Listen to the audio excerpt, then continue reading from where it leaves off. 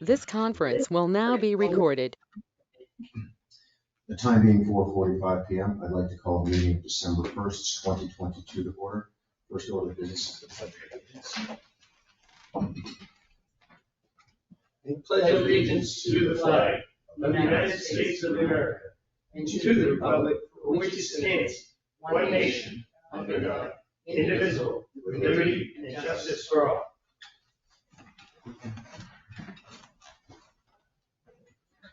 Next, we'll review the minutes of 11:17, 11:21, and 11:22.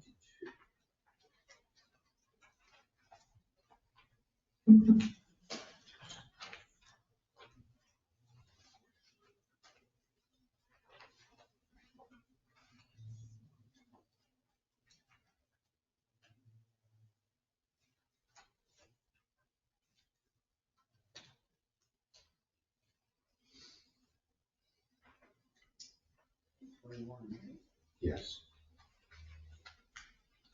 I want to make a motion to accept the minutes of November 17th, 2022 as presented. Ruggles, second. Motion and a second discussion. Hearing none, all those in favor of accepting the minutes from November 17th, 2022, please say aye. Aye. Opposed? Motion passes. I'll make a motion to accept the minutes of Monday, November 21st, 2022 special meeting to discuss setting of the tax rate. Second. Motion and second discussion.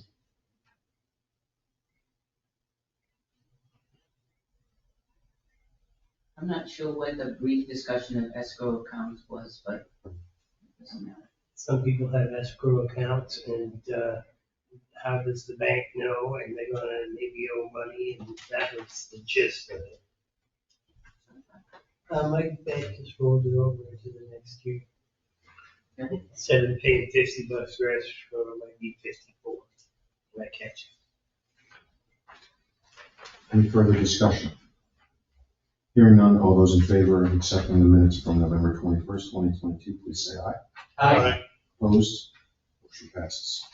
Let's go for the trifecta. Make a motion to accept the minutes of Tuesday, November 22nd, 2022 as presented. Second. Motion and a second discussion.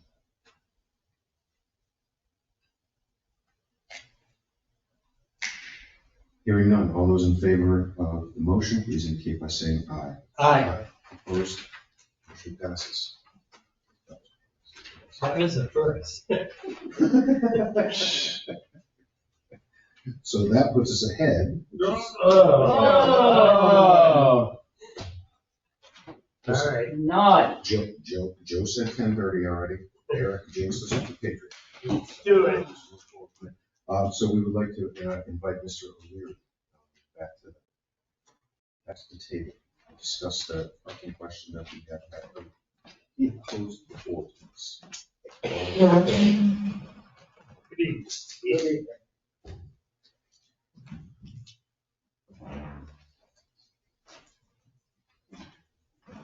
hear me all right, Tim? Yes. Okay.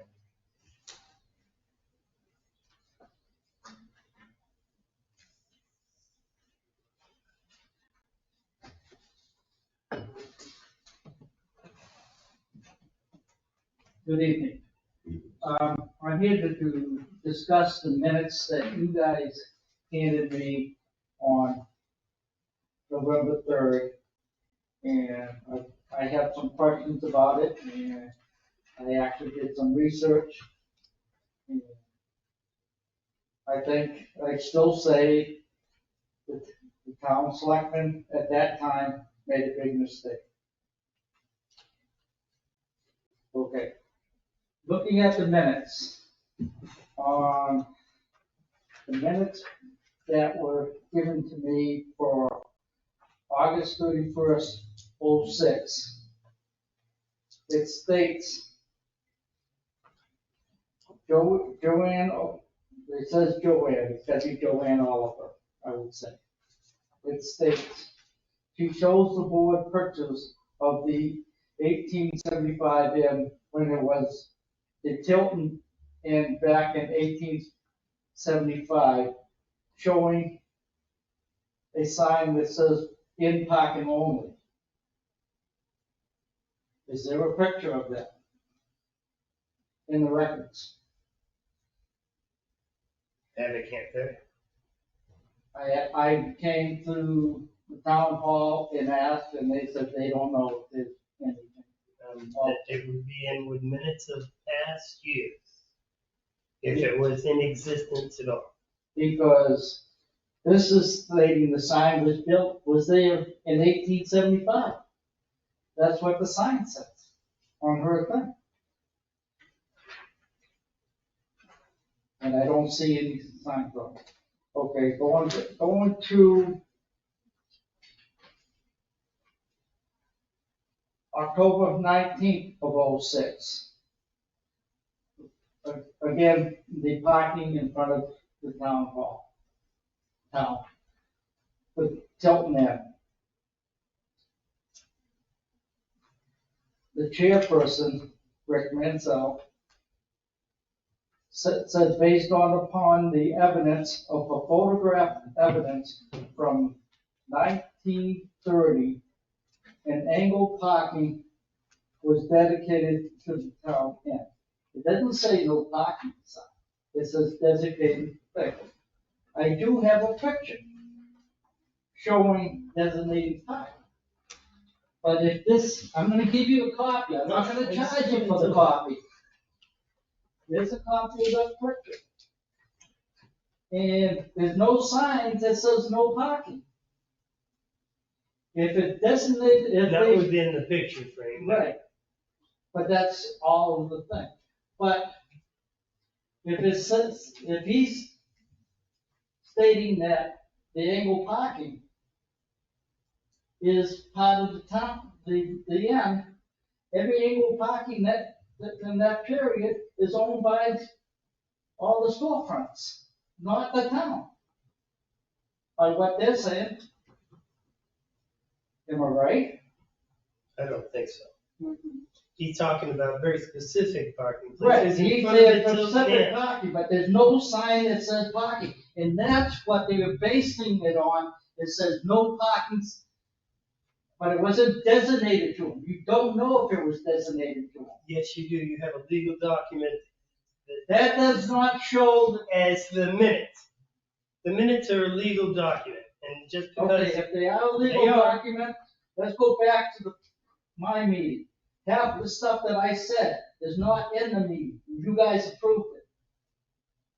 If you go back and listen to the tape, you'll find out that I asked specific questions, and it was never put down on these minutes. So that's a false I statement. can today. assure you that all of your questions will be in these minutes.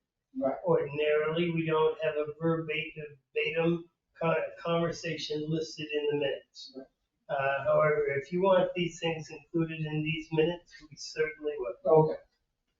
But that picture shows parking, but it doesn't say it could be anywhere for the whole town. The If you Meeting want to go minutes. through all the pictures of, you'll see parking in all the town.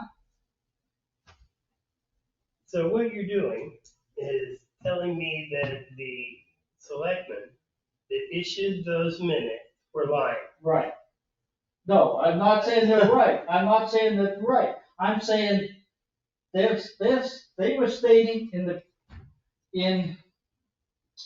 on August that there was signs that says no parking for the Tilton Inn only. It does not show that on that. It doesn't When show was it that picture taken? sometime in the 30s. We got other pictures in this book here that shows that there's no signs that says no, parking for Tilton Inn only. There's nothing in this book. Okay, they have no signs, but they have the parking, it's in the minutes. But they gave it to them. It wasn't, the town officials never documented that they gave it to them until this meeting here. It doesn't show that that was restricted parking back in the 30s. It doesn't show it restricted parking in 1980. It doesn't show it restricting when I worked across the street from 93 to 95. There was no signs at all. And everybody could use that parking at that time. The town still maintained that property. In the minutes, it stated that the selectmen made a decision and gave them the rights for the parking. Okay, you gave them the right to have the parking. Okay, they were supposed to maintain the parking. Correct. Guess what? It wasn't done. We are still paying our taxpayers' money out of that, taking care of those parking spots out there. The N's not doing it. I'd rather, I was gonna answer it, but Jeannie would Oh, probably no. do a better job. Go ahead, Jeannie. I was just gonna say that, they actually, I did check with our DPW director, and they do plow, that area, the DPW doesn't do that. Right. So they maintain in terms of the plowing. Yeah, our people plow it and haul the snow away. No. No. There's the, I checked with the DPW director. Now, maybe that happened prior to him becoming our director, but it has not since he has been director. If you look back in March of 2007, Right, Dennis Allen that's had correct. a Dennis, problem with her plowing the snow up here, and then was That's there correct. ever a written agreement from the town? that's correct, but that's in the past and that's been rectified. It says, I haven't seen anything. Because now you're just hearing from Jeannie Forster that the current public works director is not plowing that area. But we're still, but no, okay, we're not plowing, but we're still painting the stripes out there. Yes, we are. Yes, we are paying, and that is taxpayers' money. They have offered to pay us for that painting. After I made a complaint, I got. No. To show me in writing where they offered it. They were here. Where, show me in writing that they offered to pay for it. And show me where they, in the budget, showing that they paid into that fund. The Board of Selectmen refused money. We refuse the money. You refuse the money, but it's taxpayers' money, so we should be able to park out there for free, without being told. Take that into consideration, Steve. No, you gotta take those signs down, because Don't have to take the it's being signs down. maintained by the town still, at this moment. They I are not should being say- maintained by the town. And at this point, we're not even gonna paint them. Based on you coming in. It shouldn't have been painted from day one. If you look at the minute, it says, they will take care of all that. And we've been doing it from day one. What's You your go back solution? to your new department, the highway department, and ask him how many years have he painted those things. Dennis Allen did it for years. I know. I agree with you. We all agree with you. Right. What's So- the solution to this? What's The your solution solution? is give it back to the town, put 2-hour parking, and if you wanna make a handicap parking out there for for anybody to park so they can go to the end, that's one thing. But the rest of the parking should be open to the public, because like I said, we are maintaining it, and we've been maintaining it even before, because Dennis Allen said, I can't ask him, because he's gone, he passed away, and I like him. But this is an issue that the town's gotta look at and say, okay. But we just told you we are no longer maintaining those parking Yeah, but spaces. it's already been done. It's been done for the last 15 years anyway. And it was done before that because the town maintained it while the ends was closed, and So you think that we should take the putt and go around the decision of the other selectmen, yeah, based on Because- what happened over the last 15 years? even this does not show any, I don't see any sign, because they were saying they got signs that state Tilton and parking only. And there isn't it. You can't produce them. Those signs were put up at the request of the building owner because the parking spaces had been designated for the building. But everybody just had at it and was parking in those spaces. We checked the minutes of the previous meetings and said, erect a sign. No, the signs were up with Joanne Oliver. Then you guys did it in 2007. I think that's what the minute says, that you guys had. No, in my time, so it's been since like 2011. Okay. I remember him coming in and us talking about this very thing. I'm not inclined to switch everything around at this point. One point that you brought up that I kind of agree with you is the signs are on town sidewalks. Yeah. Right on the very edge. I was looking at it earlier this year. That's a separate discussion about whether they can have them or whether those spaces are dedicated to the Tilton Air, in my mind. I hear what you're saying. Yeah.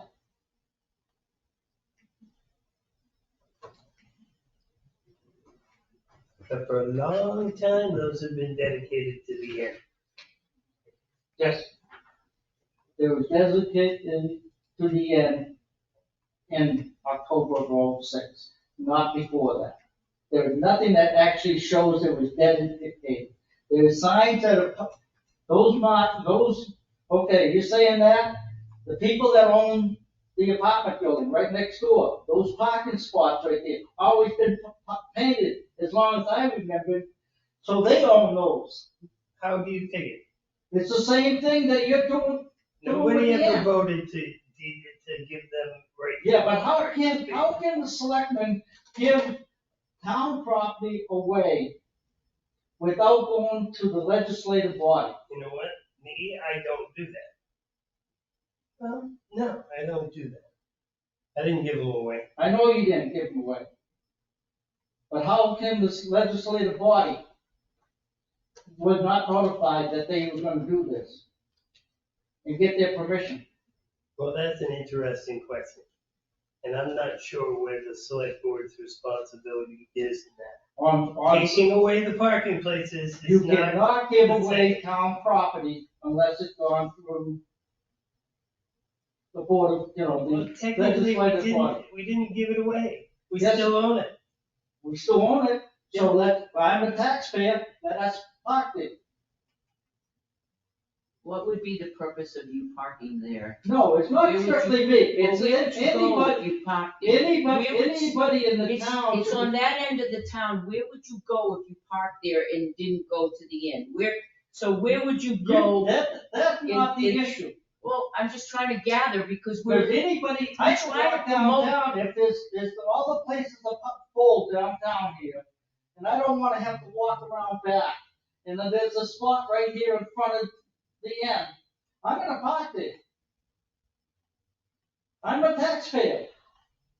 It's town property, you guys are giving it away. You guys like me personally? No, you know, I'm Or just saying the Scott? selectmen. No. I'm just saying the selectmen. I'm on it right now. I'm honoring the precedent set by previous boards. what year were you a selectman? I was a selectman from,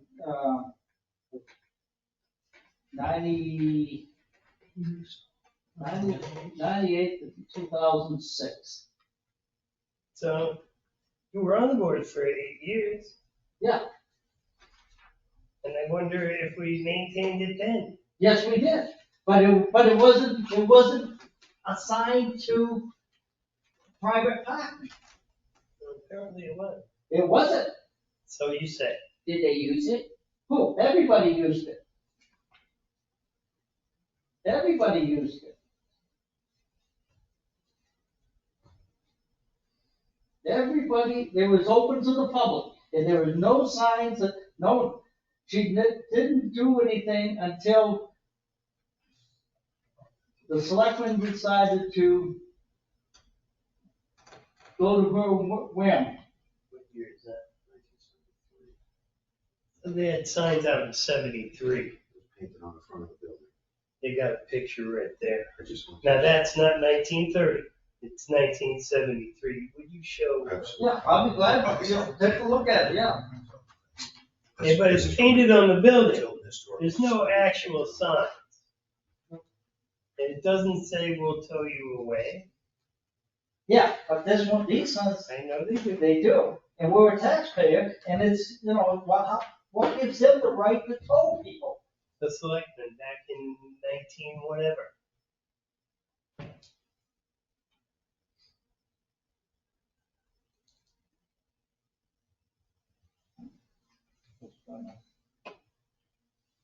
Okay, I see the sign, thank you, I appreciate that. But, now, we're still maintaining it. We maintained it in Well, we July of this maintained it- year. We maintained it for a while, but we are no longer maintaining it. Like I said, based on you coming in here early. Yeah. So that's null and void, that's done. They'll be paying for the upkeep I'm guessing we'll Okay, still let me ask do you the this. upkeep. If that's a private parking lot, okay? They would have to show where they're gonna, any site plan has to show where they're gonna put the snow. And have it hauled away, not by us. Are we still gonna haul it away if it's sitting there, big pile of snow? When we're doing the spring, the snow cleanup? We have They're in the hauling it, past. they haul it away. It hasn't I don't think been, no, they do. we've been hauling it away. I've seen it, they used to plow it to the end over Yeah, here. but Dennis will Small take one it up, over here, yeah. And they would just bucket it up and put it into the rest of the downtown. Right, I understand that. They're trying to keep the town, I've seen it Nice do and it, clean. I would come up one night. In the past, no longer. Steve, just- so do they have a site plan to show them where they're gonna store their snow? Seeing as they've been there since 1875, I guess they do not have a site plan. I would recommend that they do put a site plan so they don't take the snow that they're waiting to push over and go over onto the actual town property. Great point, except for we're plowing and taking away the snow now and charging them. How much are you charging? Oh, I don't know, Steve. No, I'm not gonna- I don't know. You got the How much equipment, do we you got charge the them, equipment. Jimmy? you got the If you equipment. wait that till you use. 6:30, What? the Director of Public Works will be here at 6:30. Oh, that's sad. Because you could ask him. I've got Mr. Scanlon's been patient. Steve, Sorry, John. one of the things, is, it's a long time, as you know, the Tilton Inlet Center. And Right. one of the things that's difficult around the whole center of town, residents parking, Right, yeah. businesses and all that. Right. We actually have a lease agreement for residents so that they can go and park, to allow them a place to keep the Right, yeah, streets okay, clear and that's- stuff like that. So we can try and work deals, to help out the residents, Right, property owners. There's, Brian Lawrence, he never had parking out front because people park there hours. Right, So we changed it, I think, to 1 hour or 30 10 minutes. 30 minutes, I saw that, yeah. Yeah, You And could do that on and then any of the at signs, you could Beams- put out 30 minutes or all the way down the whole Steve, thing. let him talk. and then Oh, you at don't want Beams to. Restaurant, the takeout, we set up a parking space so that people could come and go in and out of his restaurant. So he would have a viable business. So what I'm getting at is, the Tilton Inn is a very unique thing because it doesn't have any parking. It takes up the whole lot. It's They been there got since their new 18 parking lot, something. And and Joanne Oliver said that she was is gonna we buy have it. made an agreement with them in order to make their business viable, okay, so that they can pay taxes on it. And he's also improved the building, which has increased the tax amount that the residents receive.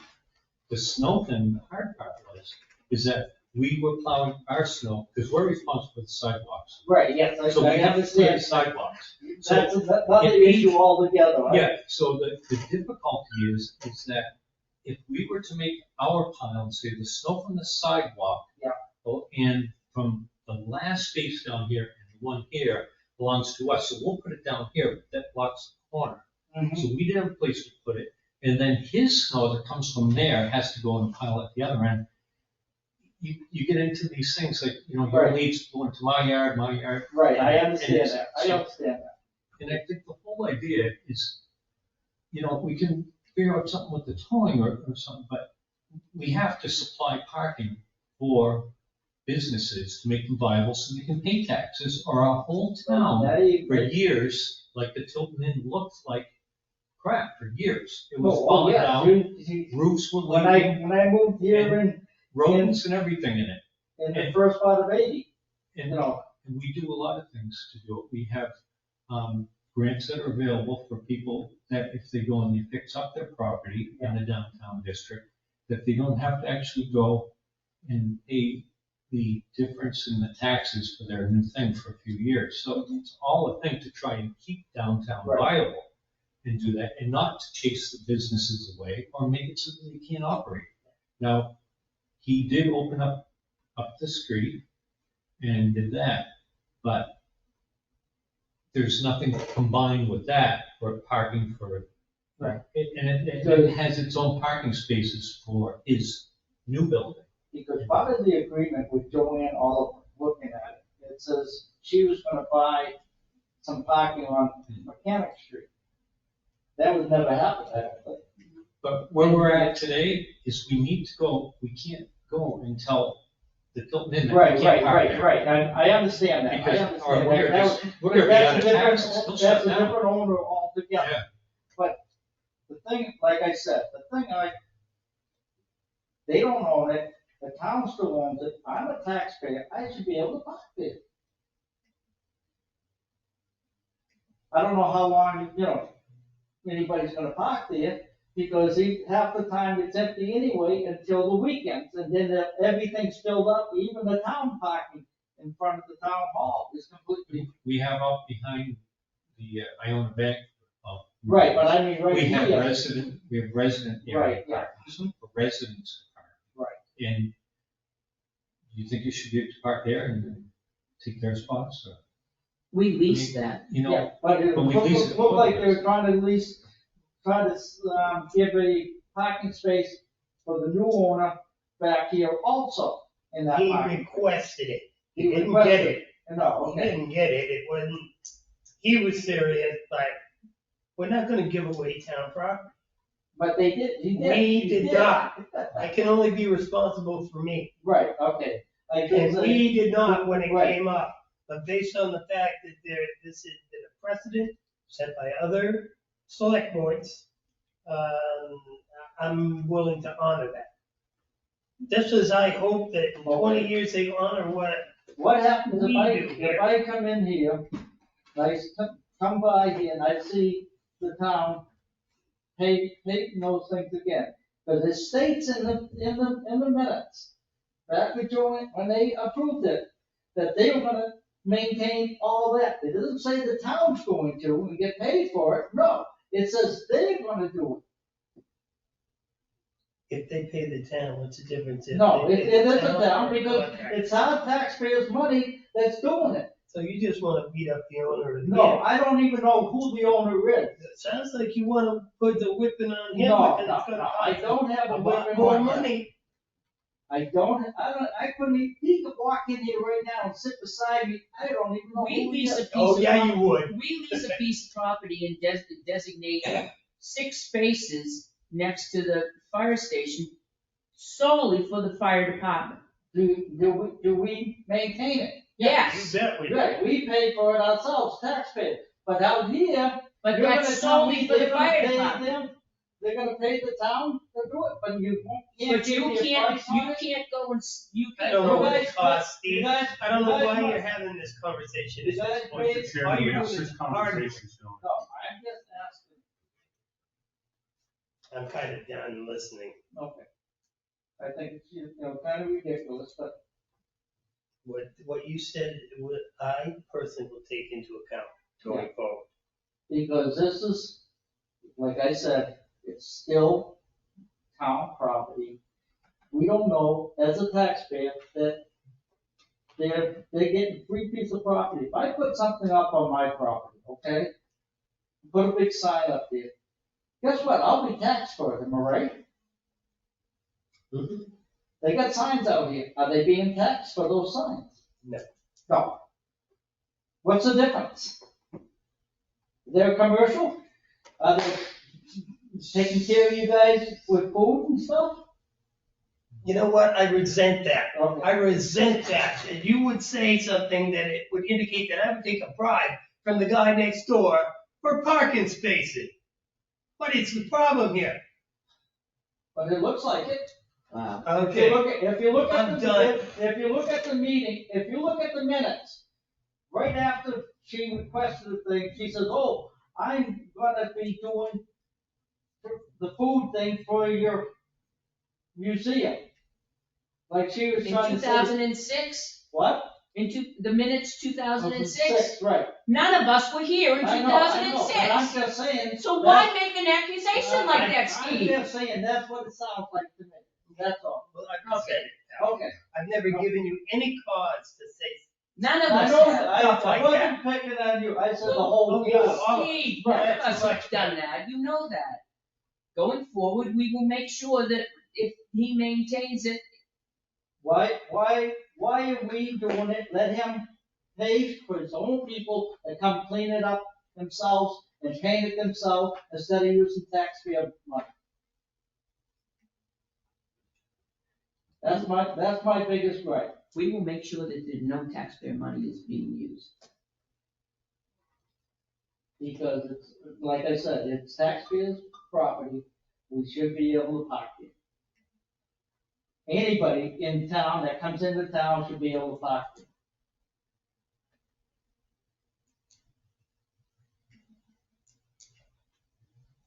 Okay. I guess I'm not getting anything here.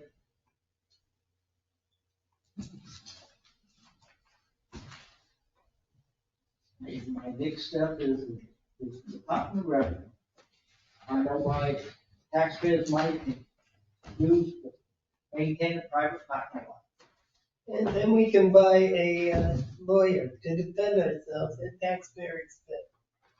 Good move, think about it. Yeah, I know, I would have to get one too. But, you know, like I said, it's taxpayers' money being used for all these years. It's not that they've never maintained it themselves, it's maybe for the first 4 months maybe, if you're lucky. Am I right? Before. Can you prove that? You made a statement that you can't prove. They maintained it for the first 4 months, maybe.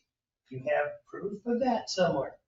You have photographs? No, I don't You have. have photographs, legal but I have a documents meeting- that I have say a it? thing. Why would you accuse us of this? Why would you accuse them of that? I'm saying because if you look at the minutes of March of 2007, Dennis was in here talking to them, and they says, okay, we'll write up a written agreement about it. It's never been done.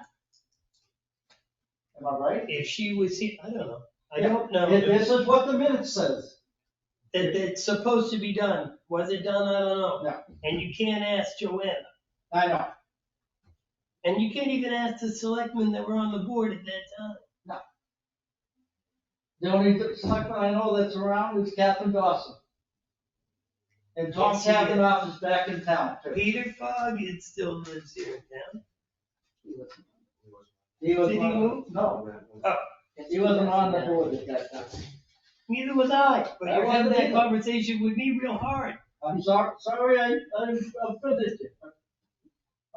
I hope you'll accept my apology about that, because I've been friends with you for years. That's why I'm really incredulous. You would say stuff like that. Apology accepted. Let's just move on from here. Okay. We'll see where it goes. Right. Thank you for your insights and for coming in. Thank you for taking up, let me express my opinion. and thank the whole board for listening to me. Thank you. Thank you. Thank you.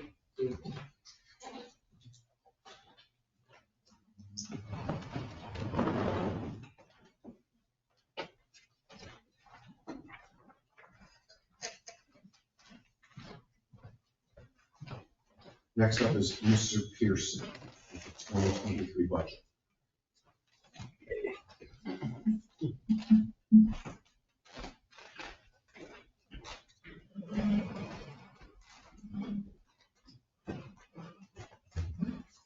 Happy December. Indeed. Yeah. We are barreling along. Yeah, First of another the year. 3.5 months, it'll be warm again. All goes well.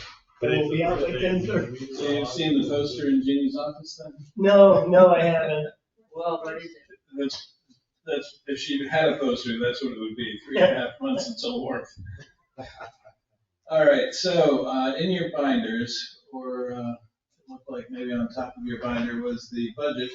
And then also in your binder was a financial summary, which came out earlier today as well. And, as it so happens, this also represents, the reason I draw your attention to it is because this being the first of the month, this represents all the activity through November. The meetings don't always fall right on a month as this does, and so I just would like to point that out to you. We are still significantly under budget for this particular fiscal year, and I've provided the financial summary to you so that you can take a look at not only the expenditures, but also the revenue. And the revenue is going to, like I said in another meeting, that it should come in right on the plan because of the increase in state revenues this year. So as it relates to the budget, and I am going to actually be bold and say this because I'm going to be brief. I got a buck. I'm not against that, but. It is going to be brief because there are very few changes. I'm prepared to discuss any of the budgets that are in here, and I'll, without getting too much into either the chief's budget or Jeannie's budget, but just to take you through a couple of the changes. We increased to 2.3% increase year over year when looking at apples to apples, taking out the encumbrances from last year to this year. So looking at the pure budget increase, $125,922 or 2.3%.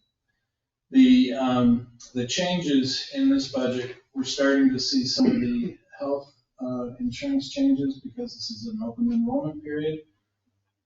So in the administrative budget, there were changes made to increase legal, increase the amount for consultant for ADA, reduce the town hall maintenance and repair zone by the same amount for that consultant.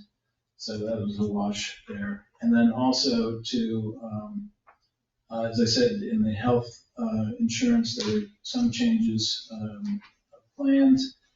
And then in economic development, which is in the land use budget, some things were added there, which I think Jean's going to talk about both of those items. There's no changes to town clerk tax collector budget or finance or long-term debt. In IT, there was a little bit of a shift, but no change to the bottom line. Land use, just the economic development, which was accounting for beautification limits. So making sure that over and above the engineering work that needed to be done for this crosswalk, that there's money for beautification, and Jeannie, I'm sure will describe to you those items, but essentially flags, holiday decorations, that sort of thing. Flowers as well. In the police budget, which the chief is going to be reviewing with you tonight, there are a number of minor changes there, mostly in the personnel lines reflecting new hires and change of rates in some cases, but very minor. And then also, again, the health plan changes. I think a small change there. There's still 3 open positions there in the police department, 1 for lieutenant, 1 for detective, and 1 for a patrol. In public works, there were no changes to that budget. The public works director has 2 open positions. And sanitation, there were no changes there. Health welfare, no changes. Culture and recreation, no changes. And outside agencies, no changes. So, I know Excuse that, me. yes, Human resources, health and welfare. yes. She's got the same budget request as last year. Let's turn No that. change. Well, what I was reflecting was no changes from the last budget you received. Ah, okay. All right. So, Okay. but, That would have prompted questions I've already asked. So well, I'm all set. now you got me curious, so let's just take a look. It's on page 8. Down $235. Right, but the general assistance line, I think, is what you're referring to, and that is level funded from last year. Most of the activity that she's had recently have been through the use of donations. She has had pretty strong donations, as you might recall. Is it proper for us to budget her donation? No, Because she spends a certain amount of money and we don't cover part of that. Because she gets donations and yay. right. But what's the actual cost of this? So, If we didn't get donations, how much more money would we actually need to cover the nut? well, the donation, she uses the donations primarily when someone doesn't meet all the criteria for public welfare, but has a need. Yep. Or there was a donation made with a specific purpose in mind, and that she sees to it that that's administered, in the way that it was intended to be donated. So, And I don't mean to cast any aspersions on this, Oh. on her or the department, but how do we know? She gets donations in the name of the town. Right. That we never approved, and we don't know about, you do. and that she dispenses. No, you actually, you accept the donations, and I can't remember the last time I accepted it. there was a $3,000 most recently. 1,000 went towards Halloween, 1,000 went for Christmas, and 1,000 went for Thanksgiving. So you, Okay, I wasn't thinking of those, but yeah, so Okay, there's all right. 2 ways that, just to follow that through. So you do approve the donations as they come in, but keep in mind the donations don't expire at the end of any particular period because they're restricted from the general fund balance. Yep. Because they're for a specific purpose. And then the expenditures, you're authorizing those expenditures, in the course of manifests. Right, and generally, and it's always marked if that's a donation, paid from donations. okay. So it's always I very have a clear. much clearer understanding of how that is accounted for. So technically, and it's a great question because what you're asking for is what is the real cost? if we What didn't is have the any real donations? cost if we had to pay everything? Right, well, the answer is that, that the general assistance line is used for those people that qualify for general assistance. And so therefore, we really aren't paying for or budgeting anything over and above what we were legally obligated to do. Everything else Per is the welfare extra. guidelines. Right, that's correct. Okay. So, I'm ready to answer any questions. If the board has any questions about the budget. You totally answered my main question. I can take you through if we skip the expenses for the moment and go to the back. We can look at the revenues and also I updated the current fund balance for you. After we closed the police building fund and also used fund balance to buy down the tax rate. So right now, an estimated fund balance is about $606,000, not including any monies from, that will be going into it from the end of this year. So this is just looking at the pure fund balance itself. In addition to that, I was able to update the equalized value that was used for our 22 tax rate, and that adjusted the tax rate impact of some of these warrant articles that are listed there. One thing I will need to do is to get some pricing for a larger bond for the bridge warrant article. So I'll be working on that.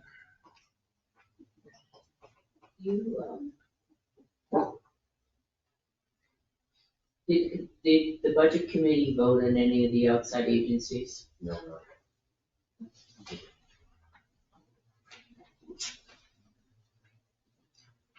So in any event, this is, I think it's come together pretty well.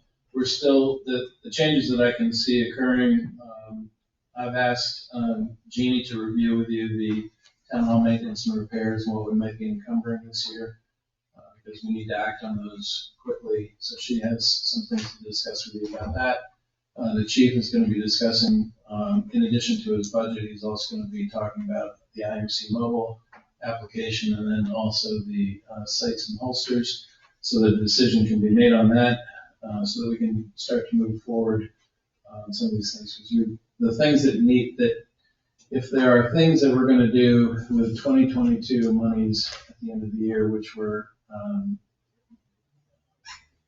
temporarily earmarked, if you will, in the discussion of the tax rate when we went through some of the bigger items that need to be done, we really need to start taking action on those so that those are properly encumbered going into the new year, considering the amount of time that's left. I would like to hear about the economic development, the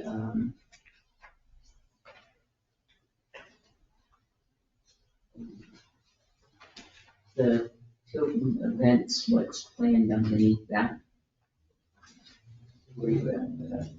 Well, economic development is on under land use, and it's on page Page 8, 8. top of page 8. And then, Events is down in Parks and Recreation, Parks and Recreation, or Culture and Recreation, I should say. It's on page 14. At the top of page 14 on the top, it says Tilton Events Committee. Jimmy, did you want to speak to those? Do you want me to do my budget now? Well, if you're gonna do the budget, we can talk about it then. You have a budget later that includes this? Yeah. Okay. There was one other one that I wanted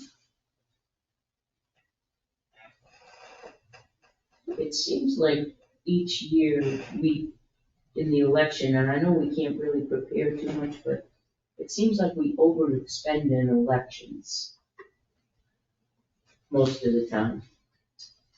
Changing the rules. So, well, there were two things that affected our expenditures this year, and we were overexpended in the moderator's budget. Because, as Selectman Jessman said, the rules changed and it required additional training and training time. We also have a new moderator, and where things, we have a lot of people assisting. And a new town clerk as well. They Right. both did a great job, but there was some confusion. But the moderator is in charge of the number of people that are the ballot clerks, and they choose the ballot clerks and assistant moderators, and they work out the schedules, and greeters. So the number of people that are there operating, and working, as you've seen when you approve the payroll, when it comes through for that sort of thing. You see that list of all the people, and there's, off the top of my head, maybe 10 people that are involved and receive some type of pay. So. I'm not questioning the amount of people, but shouldn't we know kind of ahead of time that I get, we have a new moderator and training, that kind of thing. But wouldn't we anticipate that, could we anticipate that and plug that in so we wouldn't be overexpending it? Like let's say we have 15 clerks. We know how much we pay per hour on the clerks. And we know that we have a moderator, we know kind of how many hours we can anticipate. It seems like every year we're overexpending it. Maybe we should plug in 1,000 so that we know that we're not overexpending it. Well, so what I've done, because it has been difficult budgeting, our former moderator, would provide us with his budget, and then there's, there are other costs associated with it, but by and large, what we've done is we've used prior elections as a gauge. So if we had 3 elections in a year, we would know that, okay, the last time we had 3 elections, this is what we spent. What sort of costs are we anticipating over and above this? The other thing is that the AccuVote machine, the maintenance, they've gone up considerably in terms of maintenance, programming, everything to do with the voting went up considerably without notice. So is it worth putting something extra as like $500 or something? No, They increased the amount yeah, I know, but based on a single for election. this next year, right? It's based on a single election.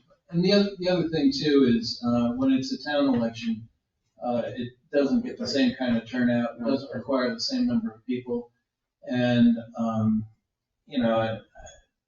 unfortunately, that's just the nature of at least the history has been on that.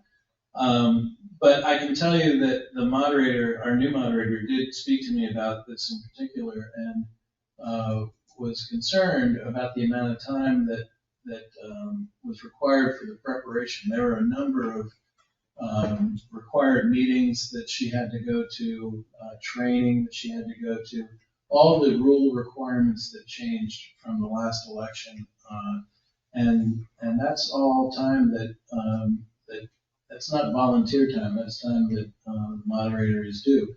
So as part of that position. So in any event, unfortunately, this year I think was a little bit of an outlier, but I don't disagree with you. The only thing is that if we approach, we have 250 lines in this budget. If we approach, half of those lines, let's add $500 here or there, that's where we get into, into the nitty gritty trouble of, why do we budget so much? But I understand what you're saying. It is a difficult one to budget and plan for it. And so therefore, I can present that to the moderator, but that's kind of where we are. I mean, if you want to add $500 to that line, I would say go for it. I wouldn't this year because it's a local election, but I'm thinking about it in the other years. I have one more question, if I may.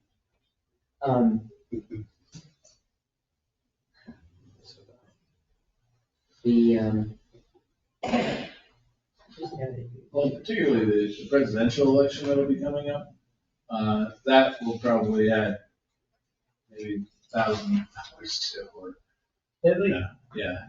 We'll go heavy on that. Preparation. Yeah. So we'll go heavier on that. Yeah. I think if this back in terms of indication that the next federal election will be well attended. And just so you know how I approach these things, I look at history, but then I sometimes will use a modifier. So, looking at a congressional election from here on out, maybe a 1.2 is a way to look at, you take history, you factor in inflation and just the need for more people or more time. And maybe a presidential election is 1.5 times the average or history. So, Town reports, did we pay that much last year? let's see. Yes, I believe we did. That's the only thing that's charged to that line.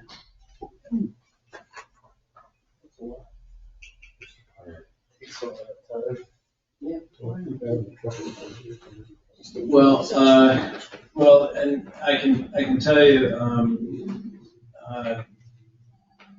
we ordered more copies than we needed. Last So, year? Last year, yeah. Yeah. And that was, I'll take responsibility for that. Just wait until we come up short. I've lived through those too. It's no fun. So that's another one that's just, you might as well throw a dart at a blank wall and. I'd rather be safe than sorry, right? Yeah. I have a couple of questions.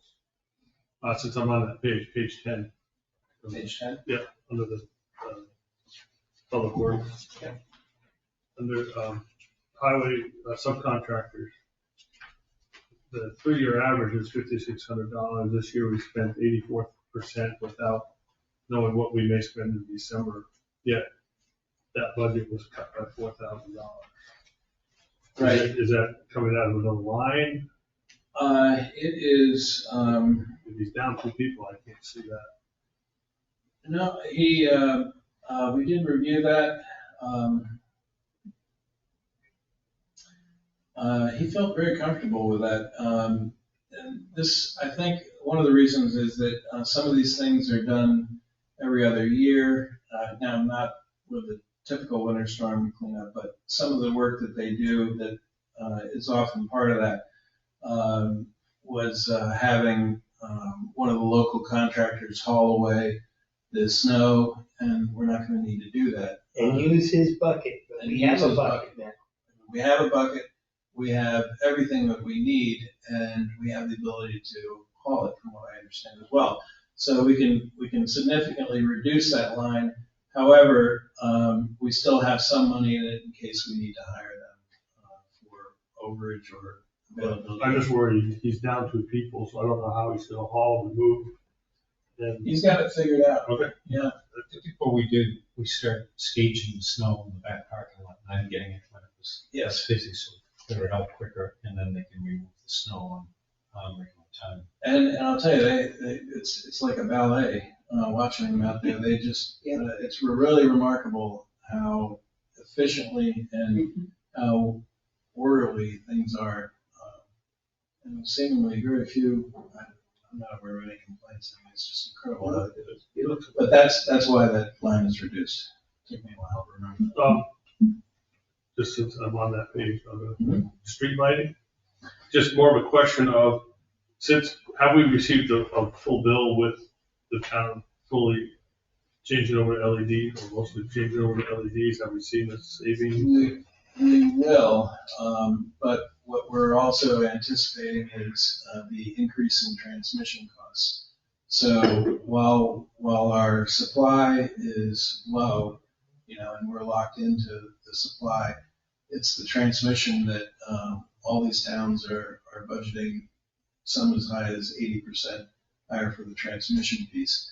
So when I looked at the contract and looked at the proposal of what, the original model that they provided us of what we could save, and then factored in our rate for the next 4 years, which was an increase over what we had and what they had in the model, and then looked at the transmission cost. That's why I had to up that or lower the amount of savings. So I would prefer to be on the conservative side of this, but there is savings. There's going to be savings. It's just a matter of how much. The lower amount of increase. There's a low, right? Yeah. The increase has been saved. Right. The other, the sanitation sections, Mhm. is that reflecting company A or company B? That 144 number. Should we discuss that later? Yeah, that's probably All right, There we go. the, all right, you can skip it. it's the last line that you want to look at here, so, I know, sorry. Yeah. Last night at the fire commissioners meeting, we were talking about diesel. And like, we doubled the budget for diesel. And I know that the fire trucks and stuff probably run a little bit more than their equipment does, but they only went up 3,000. But the other thing that we learned, and we asked the chief to investigate it, is there's another town nearby that they recently went on with DOT, the state contract for diesel, because it was only like $2 or $3 a gallon versus retail 6-ish. Mhm. So I don't know if that was something that was investigated. We don't pay 6-ish stuff. no, we don't, but, We don't pay any of the taxes, so I'm not sure. That's only like 42 cents a gallon. we have looked at, that because, I believe it's in Franklin, at least it used to be in Franklin where they would fill up. Well, Franklin or 140 in Belmont. Okay, so that's something we can look at again. I can tell you that the projections for end of year 23 are for diesel are around 365 a gallon. Oh, wow. So First I've heard it going down, I've heard it going up. well, whether I mean, what good Gas is what all good is over that? the road, It's diesel's all over. all over the road too. But what that tells you. 30 cents more expensive in downtown than it is in Well, so the idea is that if there is a slowdown in the economy, which the Fed is working hard to do, that there's going to be less demand for fuel, so on and so forth, and therefore, the prices will moderate more. Remains to be seen. So, but in any case, I think, if DOT is an option, we should certainly take a look at that. I do remember that we have discussed that in the past, but we can take a fresh look at that. Thank you, Tim. Is the forfeiture money in there in expenditure, so where does that come from? No, you won't see that anywhere here. Because this is just for the operating budget and the general fund. So the forfeiture monies that are received go into separate bank accounts. And the treasurer is the custodian of those accounts. I keep track of them and do all the accounting for them. And yeah, I mean, I could tell you how much is in them, and what we're expecting. But otherwise, and you would have to, any expenditures out of those, you would have to sign off on. They're not in the, No, there's nothing outside of the general fund revenues. These are all general fund revenues. And then I did. We can only use those funds for a certain purpose. That's correct. Yeah. Generally speaking, things to do with detectives or investigative are generally Whole camera, correct. Yep. for instance.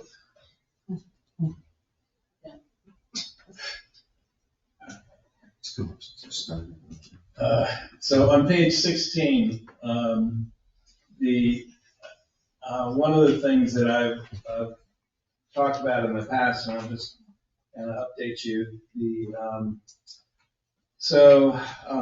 we are carrying a temporary negative balance in the police revolving fund. And the board had approved the use of ARPA funds towards that second cruiser, and up to $10,000. But as I knew that we were going to have revenues coming in, we were continuing to deplete or make up for that lack of revenue in the detail fund. And so that's been steadily, going to zero. And my hope is that with the December activity in details, will be less than $1,000 that we'll have to use of ARPA funds to make that whole. More manpower helps. Exactly, yeah, and they're getting there. So what you see here is in these capital reserve funds, these are at the end of October because we haven't gotten the November statement yet. But as you know, we did write a big check out of the town roads repair, reconstruction, capital reserve for the paving that was done, $138,000. So these are the balances as of 10/31. Just want to make sure I pointed that out. Outside of that, if all of the appropriations pass, including all the warrant articles, keep in mind the bridge bond isn't listed in here, but all the ones that you see listed with tax rate impact. And if our revenues come in as projected, then you can see what the net tax effort would be before any adjustments, meaning overlay or veterans credits and that sort of thing. So we'd be looking at about a $6.12 town rate. Are we looking to spend this year out of the, this meeting or next meeting for monies? Yes. Yes, my hope, as I mentioned earlier, my hope is that tonight you will approve some encumbrances, specifically through PD and also with Jeannie, so that we can get that ball rolling and get the contracts in or purchase orders or whatever else we might need to legally encumber the funds from 22, so we don't have to raise and appropriate next year. So yes, the answer is yes. Tonight? Well, the projects that they'll talk to you about. Yeah. I don't think there's anything ready to sign necessarily, but to get your approval and move forward on that. I have one more You question. know how much time was allocated for me? Yeah. One more question. Is it too early or can you answer this question? In the bills that have come in for heat at the senior center, have you noticed a difference, significant difference since we insulated? I haven't yet because we're just ramping, we're always a month behind. So we'll get the bill now, for the past month. So, we will see it eventually, but it'll probably take till January before you can really do a comparison. And the cost of the fuel went up too. That we use to heat the building. Well, the gas, we have a great rate on our gas. In fact, gas and electric are 5-year agreements. If I remember correctly. I think I said 4.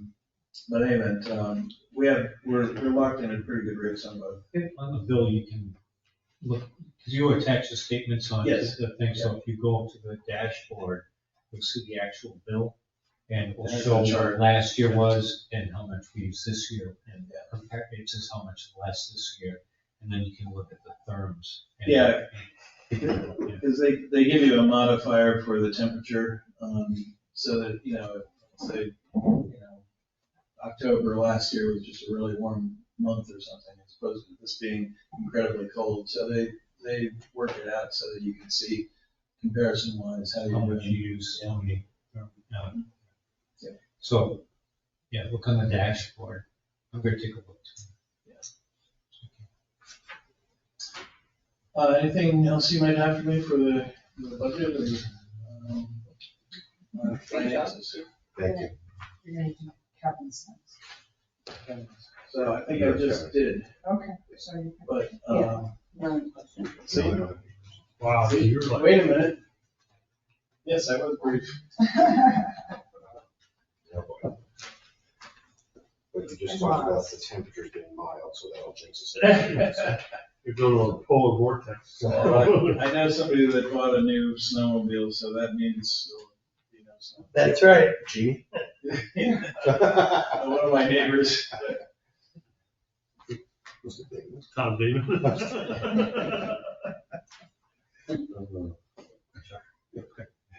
Chuck Mitchell. Cruising on Taylor.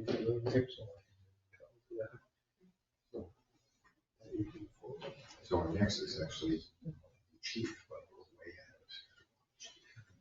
Yeah, and since he's here, we'll be doing a non-public, so I can do mine next. Let's do that. No, we don't want to be that efficient. Oh, No. Do you want me to remain here in case? yes, that please, I can yes. answer for you, or I'm happy to go back to No, I can my search. So Tim went over the budget generally and for the administration budget. One item that's new that he didn't mention is the security shredder. We have a shredder. Did you mean that too? Or were you reading that? Oh, so the shredder we have now is not doing well. It's jamming, and with the expectation that we're going to be cleaning out the basement, moving files over to PD, there's going to be a lot of shredding going on. And Tim, I think, has looked into this and would like to rent a shredder. It's the same secure shredding that we have at the PD, so it's very Guys in similar. a truck come and Well, it's a locked garbage can, if you will, that certain material can be shredded, and then they come and they shred it. Yeah, it's $38 a month. What it amounts cheaper than buying a shredder, isn't it? to. And then maintain Considering the amount that we have to shred, and considering what needs to be done in the basement with all the there's a lot of material that was stored in the past that wasn't segregated. So some things that don't need to be retained anymore can't just be thrown out because they might contain confidential information in them. But time-wise, they don't need to be retained anymore. So it would be labor intensive for somebody to go through boxes and boxes when you see the date range and know that it could be got rid of. So this isn't actually a shredder, it's actually a container, but it's part of their service where they come and they shred it and they put it back in place, and it would fit in the copy. Is it just one? Just one, yeah. They come monthly. They come when you need them to come. Yeah. So you fill it up, they come. Yeah, sure. Yeah. And it's, about this tall, and Is it $38 every time they come, or is it $38 a month? it's when they come. So we fill it up 10 times in a month, it's $380. We're not gonna fill it up that much. I'm pretty sure it's per use, because I've looked at the PD's activity, and it's not a monthly charge. And they're big. The other item on in the administrative budget we made a change to today was under the legal line. We bumped that 5,000, didn't we? It was 5,000, 10,000. And that is in anticipation of the legal fees relative to the building that's going to be demolished here soon. All that will be reimbursed at some point in the future, but I would anticipate we're going to see some legal bills from that. Under town hall maintenance repairs, I'm sorry, Page 4. so I'm on page 2. And it's 4194. So, That's on page 4. oh, well, again, That's the one. Page 4. It's a good thing you see. yes, yes. We go through this each time. I think you do that. All right, so that, I think Tim mentioned that we reduced that line from 50 to 45. And the 5,000 went to, what did the 5,000 go? To the consulting Consulting line. line. Right, and so part of the town hall assessment, one of the things, so we've been moving forward on the first phase of the assessment, the things that need to get done, the dehumidifier. I'm gonna talk to you about the chimney in a few minutes, and the roof in a few minutes, about those expenses, which Tim alluded to, we're hoping to encumber at the end of the year. But one of the other items is we're not ADA compliant with our ramp.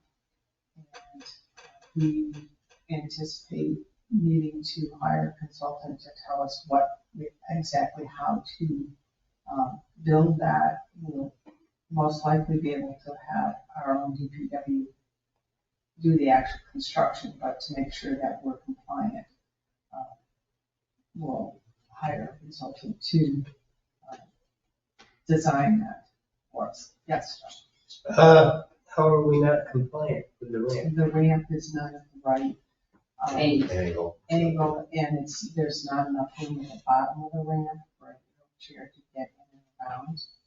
We don't have a button, so they can hit a button to open the door. And then, well, on this stairwell, that stairwell, they're not ADA compliant bars, or railings. So I think that is probably an issue we need to get resolved.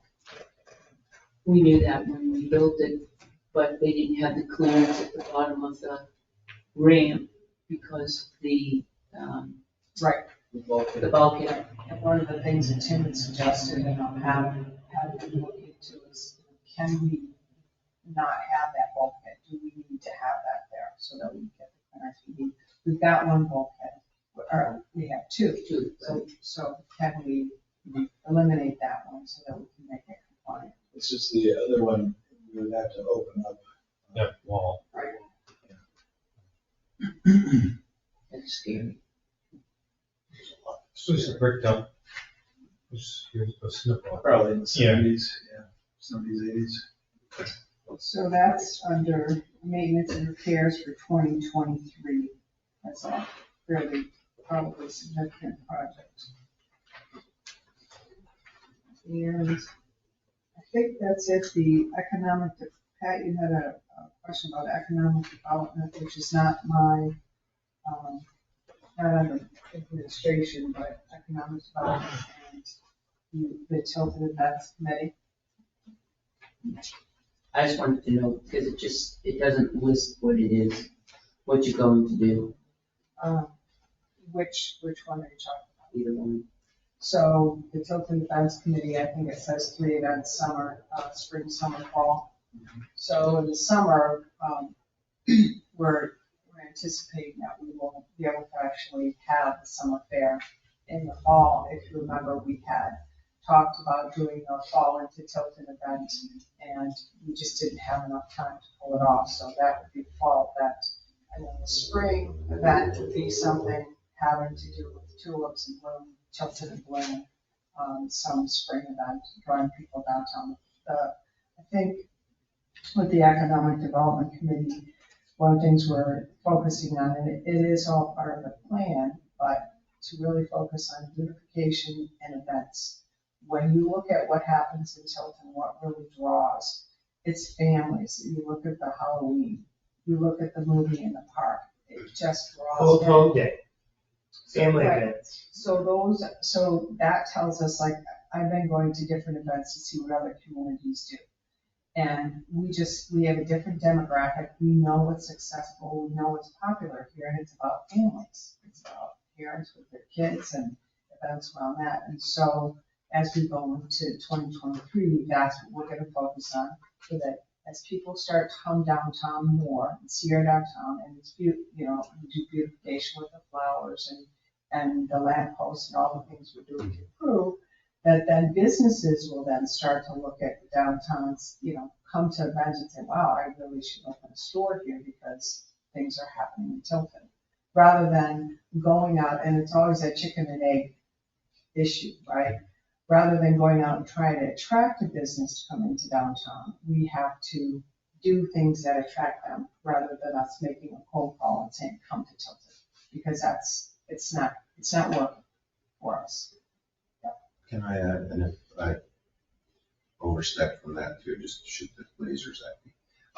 One of the things that we had talked about, because we had discussed when we had the roundtable with the businesses, was also the fact that, when we were talking about sidewalk and sidewalk ordinances, et cetera, obviously the concern came from this body, the concern a little bit from the businesses too, about taking away business by not allowing things out.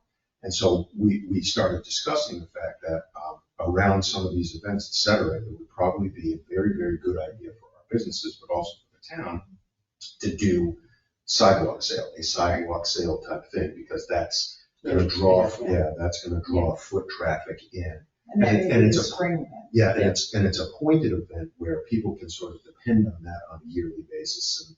And I was actually just having a really nice conversation with Bill Lawrence last night where that came up again, talking about being able to do that so we can increase the foot traffic, because as some of the businesses acknowledge that they put things out, but they may not sell anything on those racks out front for a couple of days. But if you have the sidewalks, it gets them there, they'll look at those racks, they'll go into the businesses. So, Yeah, I remember with the Yeah. summer fair show, used to have a lobster roll, remember? yeah, but that becomes something where that becomes that promotion, and that becomes a money maker. Yeah. It really does. So that's the Tilton Events Committee, and then the other one is Economic Development. And I think under that one, it talks about flowers, and it goes to beautification of Are we gonna get like barrel planters or yeah, some So- bright colors and whatnot? yeah, so we talked about taking down those trees. And until we have the wherewithal to put lamp posts that match what we're putting in down there at the Winnipesaukee River walkway, we will put planters, some kind of greenery that, it's a beautification of. When will the trees come down, do you know? Well, Kevin had his way and hadn't, had a situation occur with him. It probably would have been this week. He's ready to go. Why I asked, and I don't have a problem with it, the Grange has put up their scarves and mittens, so we probably would need to collect those and get back to the Grange. with Right. them. I don't think it's gonna happen this week, and at this point, it probably won't happen until the first of the year, and if that's what you prefer, wait till the first of the year, certainly. I don't care one way or another, people are taking them, so I see a significant amount gone from there, so. But that brings up the point that we'll have to think about how to do that in the future. Yeah. It's been a little over 7 years now that they've been doing that, so. So that's something that we'll have to think about. So, Yeah, I was gonna say, it'd be nice to keep them up and light them up for Christmas. And I think just like anything that we can do for like Christmas lighting downtown on those trees for now, while they're there, do it after the first of the year, whenever he gets a chance.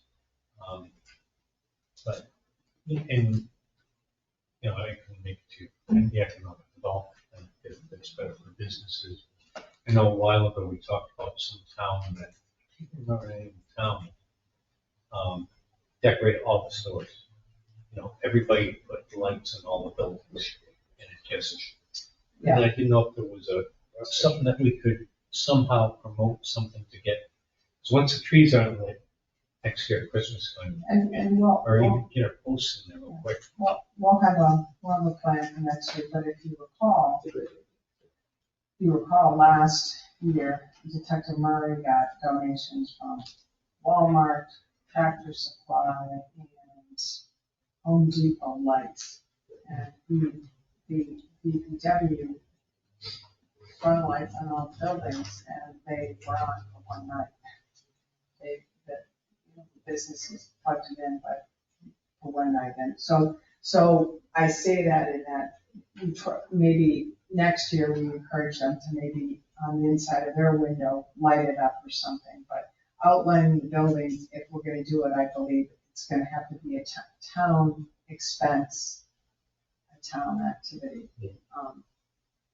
So Somehow encourage, to get the holiday people in there and make it, when people are driving to the outlet, say, But we used to go right after Christmas to Lowe's and Home Depot and Walmart. And we had a budget in Dennis, $500. And we would get like $1,300 worth of Christmas stuff for $500. And generally not even spend it all. I mean, how many extension cords can you buy? We've got an awful lot.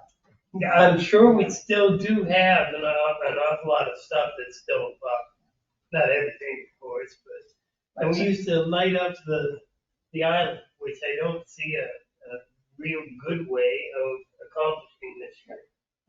Or we could do it along the railing. Even at that, well, right along the waterfront, yeah. How much do wetsuits cost? We got one for John. No, Um, not on purpose. But just to follow up with Joe's question or comment, tomorrow we'll be decorating up in DPW, decorate. Detective Murray got another tree donated. Got Rusty's to donate their time to deliver and help install it. So that'll go up at Timetable Mabel. We've got the large Christmas ornaments that we made down at the DPW. Those will be going out tomorrow.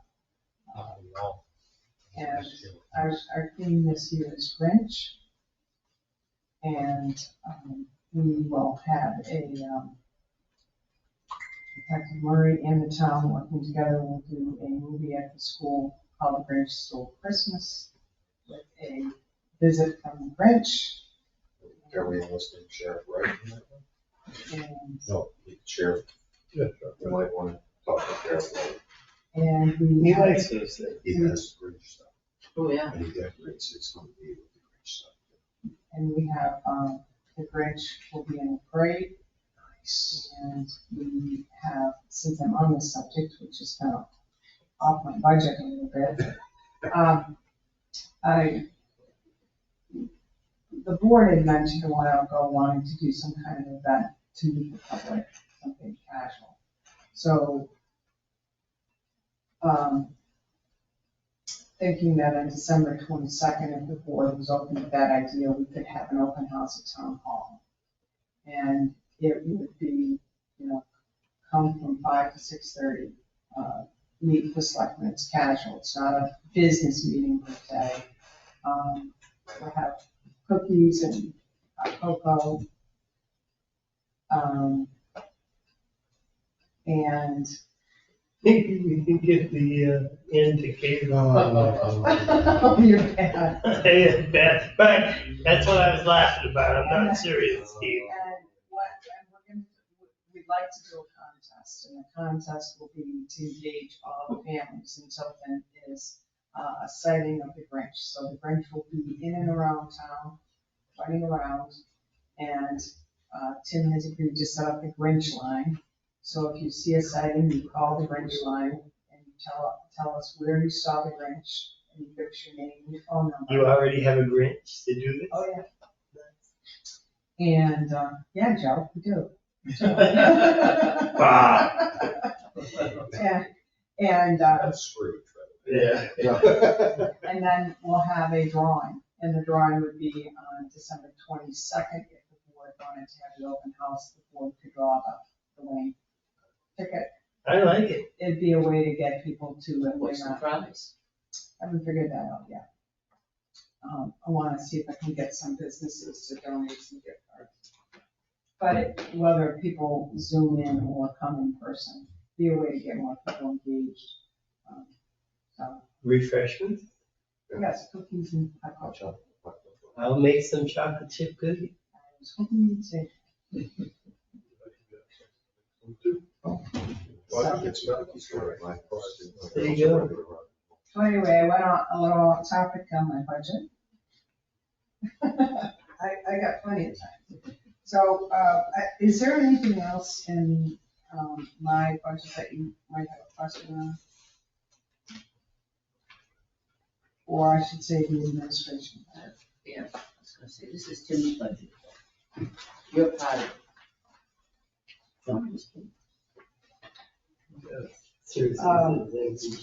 Actually, that, I did forget, two things. It's encumbering some funds.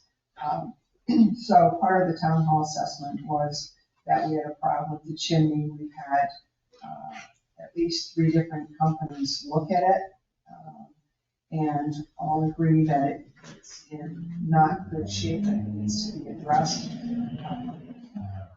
have a wide range of quotes. We've got a quote from one company for $3,685. But their solution is to go outside the building along the brick wall, out the backside with a new chimney. The other chimney company does not plan to do that. They want to do everything inside, but the chimney goes up through the floors. And it has a severe bend in it. There's no way to get a liner down it, so they have to do some extensive work, which would require a plumber, a contractor, and an asbestos test, and they have a quote of $25,000. And what was the other one? I'm sorry, I didn't hear that. The other one was $3,685, and that's avoiding all that closing of the chimney, just going out the back of the building, up the side. Would it match the look of the building? No. I don't think we have the real estate out in the back of the building. It's running along the side of the brick wall. Right, I get And it. it's more like a pipe as opposed to a chimney, So, which is technically a chimney. I don't have, to Tim's point, it was just letting you know that now. I know you're gonna wanna see the 2 quotes. I don't have those in front of me. I'll have those for you to look at before the December 15th meeting, but I'm hoping at that meeting you can make your decision so that we can encumber the funds.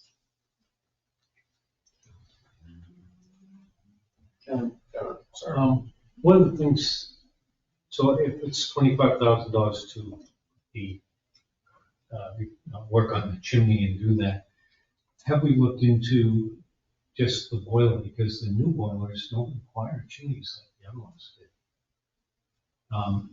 And, We have it. yeah, and, it might be time to look at replacing the heating system, whereas now you vent your chimneys now with PVC pipe and they go straight up the walls, high efficiency boiler. If we're gonna put $25,000 into a chimney and then a couple of years, put a high efficiency boiler in that doesn't heat that type of chimney. How much do those boilers run? And we got one for 25 grand? Yeah. Well, the only thing I would say Less. is that if you think about the PD construction that we went through, the requirements for a commercial building might be different.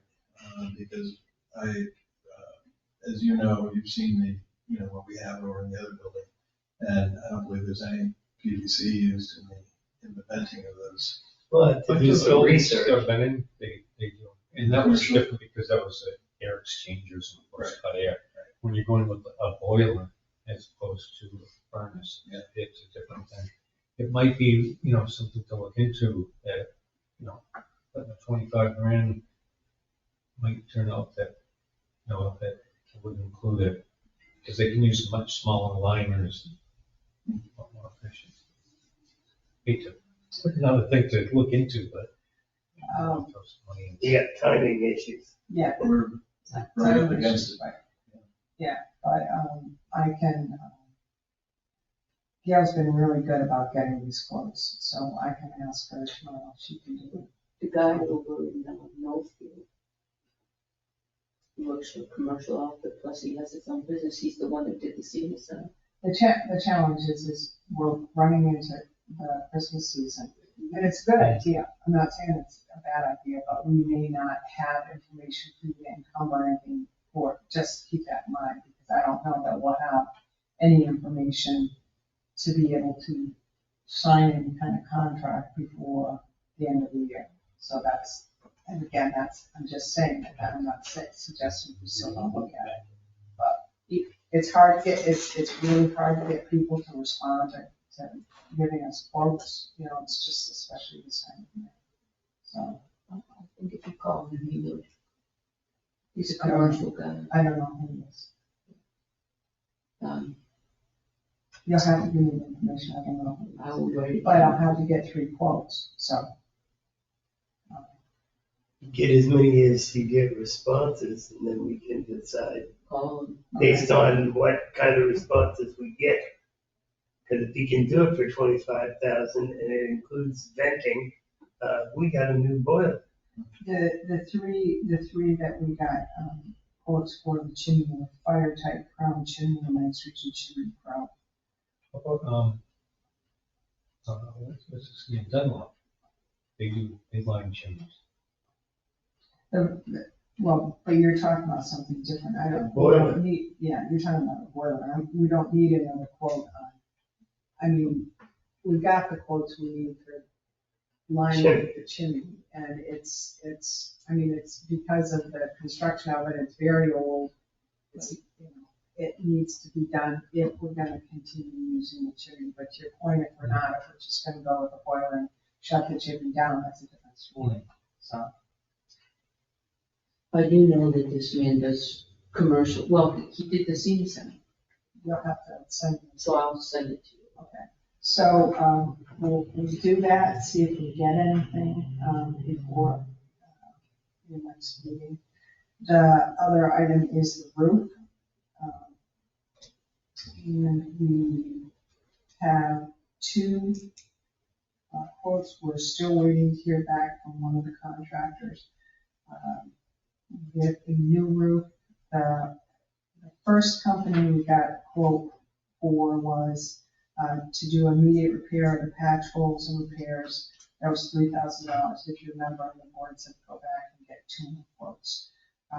That was the first part of that. And the second part for the roof replacement, the quote was anywhere from $130,000 to $150,000. And the chimney for the access stairs, we need to rebuild the access stairs we can put up there. The second quote we got, whether you used, they said either White Energy Star PVC, and the work would be done in the spring of 2023. $27,000, whether you use that or EPDM Firestone Black Rubber. And that would, if you chose that one, that would be 30 days out. Or patching it in the short term until we're ready to fix it would be $7,000. So for the first quote, the first contractor was a repatch at $3,000 plus. The second contractor was $7,000 for just the repatch, just the short-term fix, if we're not gonna do anything this winter. The first contract was between $130,000 to $150,000 for the roof replacement, and the second contractor, it was essentially $27,000. Whether you use the Firestone Black Rubber or the White Energy Star PVC. So, Does that do anything to address what's under the rubber? We've had leaks in the past, there might be some issues yeah, that's with pretty, the yeah. planking. yeah, they've looked at all that, and that's what they're recommending. How old is that rubber now? You, I know it was, some work was done on it around 2007, 8, somewhere in there. I think we put some patches on it. Yeah, it might have been 9. I know we put patches on it. And what's the original install rubber ones? Don't know when that was. It's about 20 years, I think it is. do you remember we had that leak a few years ago that came down the wall? And it ruined the floors. Well, that was in around 2010 or 11 is when it ruined the floor, because we had to have a whole, that was when Tom Gallant was here. And we replaced the maple Yeah. in it, because it ruined the maple. And then we had it all, Yeah, Wasn't that 11 the and drain 12. back up? That was the one when I was here. That was- My roof And drains there was across another the one floor, when- there was a roof drain. right, we were, And in their pockets when they're here. So there was, like, since I've been a selectman, there's been at least 3 times that it's come through here. So with both these, the chimney and the roof, I can send you the 2 quotes from the roofers we have now for you to take a look at. Hopefully that you can make a decision at the December 15th meeting so that funds will be encumbered. We will work on getting, looking at a boiler as an option. And hopefully we get some responses. And if we don't, then it's a decision for the board whether you want to just not encumber anything and wait until we can get the boiler quotes or go with the chimney repair. Okay. That's it. Is there any questions from you? So do you have a list of encumbrances that you recommend? At this point, no, but we have a back of the envelope list. There are a few other things that haven't bubbled up, but things that are taking more maintenance than maybe they should. Maybe is it time to replace them or not? And we have one copier that's that I haven't felt has gotten to the point where we need to replace it, but it's the primary copier downstairs, and to replace it with a much newer but still used Canon color copier, about $7,500. That was one of the things that I looked at. We looked at the past encumbrances or past suggestions for encumbrances. The printer plotter decided against that. The problem with the copier is it's requiring more service calls, and at some point we'll have to decide is it costing too much because it's age. But it's one of the ones that we got free, if you will, from the feds, and the other copiers are doing fine. But so far so good. So I didn't put that on the list. The other items are related to the PD, and I'll just say this: one of the things, as you know, we're going to end up with a significant balance that we'll be able to put in fund balance, as I mentioned before, and it's also in the reports that you received today. I still expect that we're going to end up in that 4 to 450 range. What happened there? She hit the wrong light switch. I think she did. You Yes. hit I thought you come up with a big cake. You put us in the Somebody's dark. Birthday or? That's real romantic. One in the dark. There you go. I like the other way. I did the same thing, but in reverse up front. So let's get the night.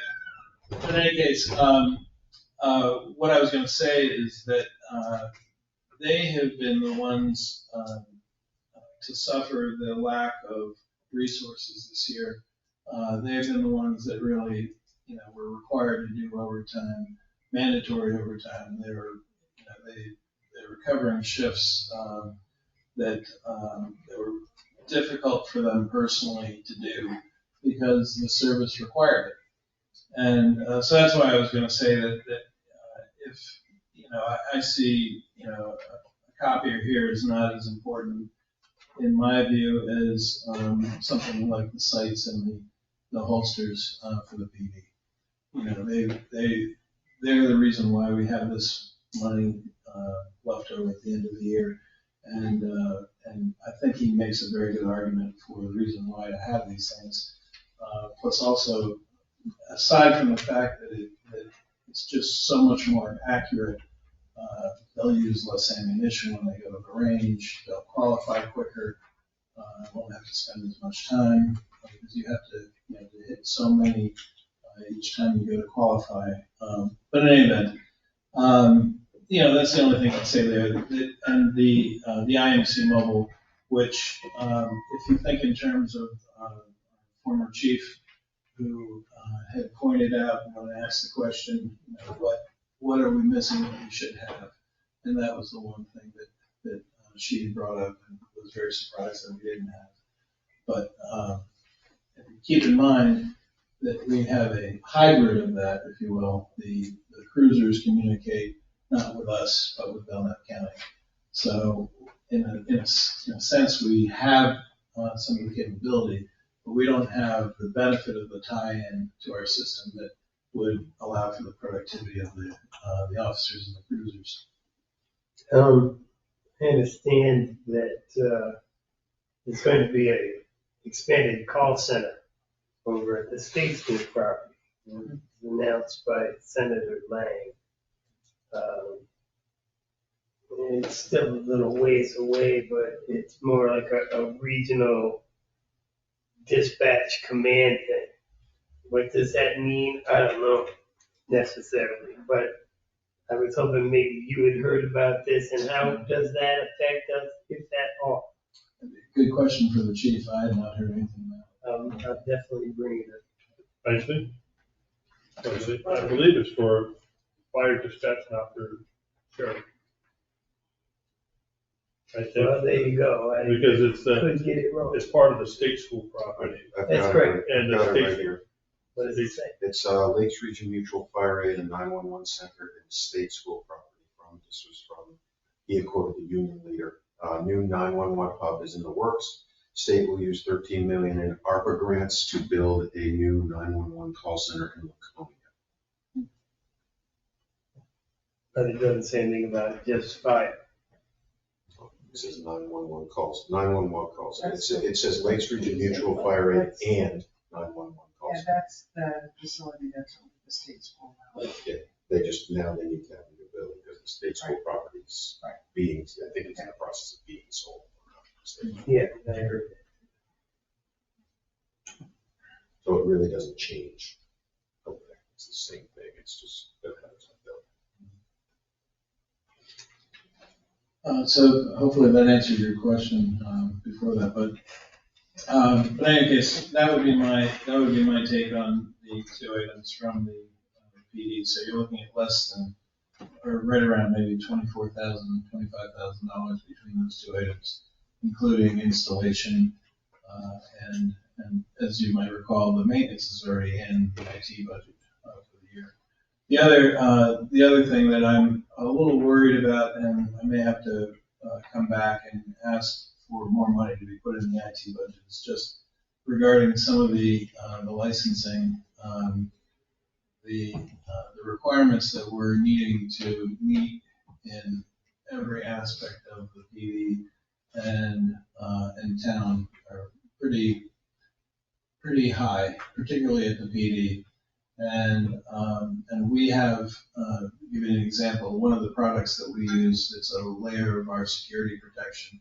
They have different versions of this, if you will, like a base, better and then best kind of product, but it's all a great product. It's just that each level has additional features. And to go from one level to the next can be pretty considerable jump per seat, and meaning per device. So unfortunately, I don't have the pricing on that just yet, but that might be another change to my budget. But we have to be vigilant. You may have seen my email about phishing email that came through that I alerted people to, and one of the town employees that has also worked in another town told me that because he works part-time there, told me that the same thing happened in that town, except they followed through with it, sent the direct deposit form, got it back with the different banking information, and sent his paycheck to Georgia, and which was unrecoverable once it got there, and the town had to make good on it. So my guess is usually when it happens once, it happens more than that. So I should say that that, people do this kind of stuff because it's successful. And you just have to be ever vigilant. And the only reason I'm telling you this is that if there are tools that we can employ or different requirements that we can make of individuals, we should do so to make sure that they're there as aware and protecting, the town assets. On a weekly basis, part of my responsibility as the local agency security officer for the PD is to go in and pull a log and maintain a log of all failed logins for their records management system, including investigating if a wrong ID was used, if was the intended person on that shift that week, that sort of thing. But documenting and logging all these, cataloging them, reporting on that, along with any failed network attempts, and whether it was a password lock or a reset. Same thing with the records management if they get locked out, and a reset, incorrect password used. All these things have to be cataloged as well as for email.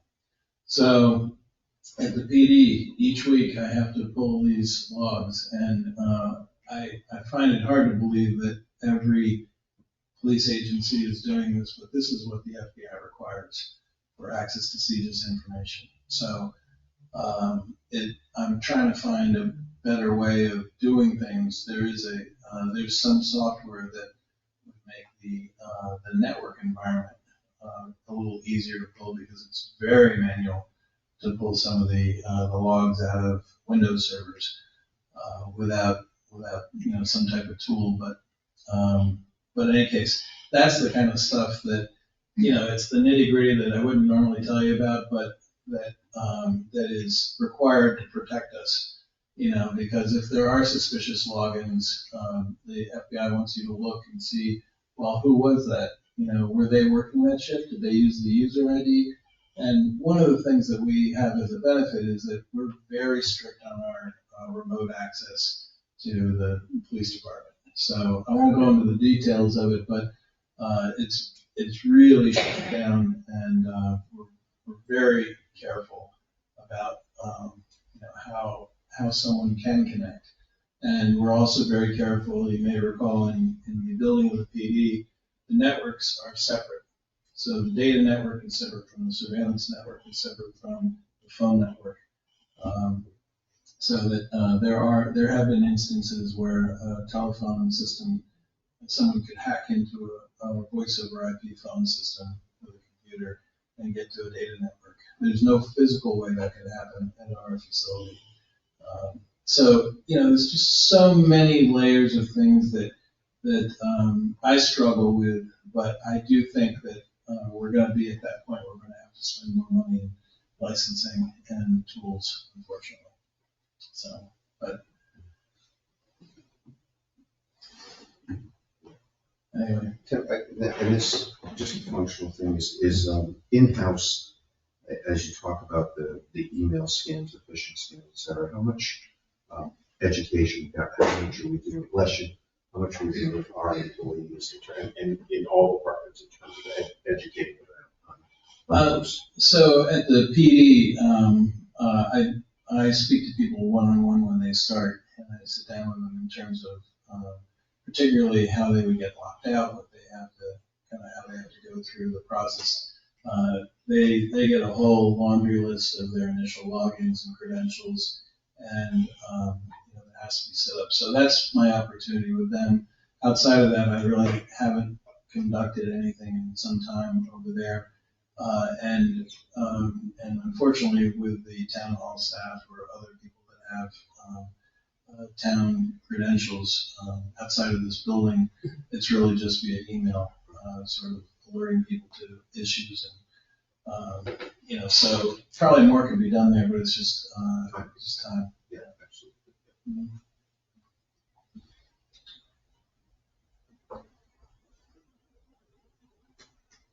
I had a couple more things unrelated to the budget. The the Land and Water Conservation Fund grant that I'm working on, one of the things that I need from the board is a certificate of health authority. This is the $500,000 grant that I'm running for the bridge. And they need meeting minutes from the governing body verifying that the individual submitting the application or executing the grant agreement has a proper signature authority. So, Can we ratify that right now? that's what I'm hoping you'll do, so I can continue. on So- with that. Yeah, I'll make a motion to allow town administrator Forrester to be the, what's it called, signature authority? Yeah, it's signature authority for the Land and Water Conservation Fund grant. To be the signature authority for the Land and Water Conservation Fund grant. Second that. Motion and second. Discussion. Hearing none, all those in favor of the motion, please indicate by saying aye. Opposed? Thanks. Another grant opportunity that's come up, it's called Thriving Communities, and interest letters due 12/6. And this is for technical assistance planning and capacity building support to communities that may lack the staff or the technical expertise to scope, fund, and develop infrastructure projects that advance broader community goals. So this is most specifically has to do with transportation visions, sidewalks, safety, that sort of thing. Flashing lights at crosswalks, that kind of stuff. So this technical assistance would be where we're paying now for some things because we don't have any grant funding for that. This may go towards that. So the sidewalk from Riverfront Park to Park Street, where we're gonna have to do survey work and we need technical assistance, that sort of thing. So, So specifically to technical support. yes. Is that matching funds or? It just came up and I haven't looked at it thoroughly. It says thriving communities will select 30 lucky cities who submit a simple letter of interest by 12/6 to receive technical assistance and support from local and national entities that can expedite their transportation visions into reality. Access to qualified staff and support is coming up consistently as a challenge for many and small communities, and we're excited that this program is available. And in fact, I will tell you that I had Jane Alden and I attended the Lakes Region Planning Commission meeting last Monday night, and they were very excited to tell us about all this additional funding that's coming through the federal government to the communities. And my response was, well, that's great, but the things that they require are hard for communities like the size of Tilton and even Meredith, who don't have, I don't think Meredith does either, but have the staff that, let's say, in Manchester or even Laconia has, because Laconia, they have an engineer on staff. So, all this money is coming, but it's like drinking from a fire hose because we don't have that expertise and technical assistance. So this came after that meeting. So I thought that was interesting. I complained about it a little bit to the Lakes Region Planning Commission. I said, if you're going to do anything for communities, you need to push back on the federal government about making this stuff more easier for us to apply for, because we're out, I won't say outclassed, but we're just not at the same level as in Manchester and Nashville or any of the other communities, so they're getting the funding because they've got the capacity to do it, and we don't. And so you need authority to write the letter of interest. I just want the board to give me the authority to at least write the letter of interest. I make a motion to allow the town administrator to write a letter of interest in pursuit of this grant. Second. Motion is second. Discussion. Hearing none, all those in favor, please indicate by saying aye. Aye. Opposed? Motion passes. Perfect, thanks. Thank you. I also followed up with the on the board's request about training through Primex. And the response that came back from my director was, there are two types of training, and his training that all the board looked at was training for boards, not for employees.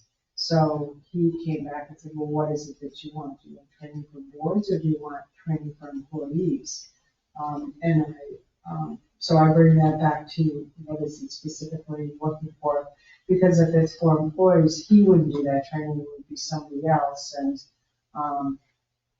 it would be different than. What kind of trainings are we talking about here? 91A?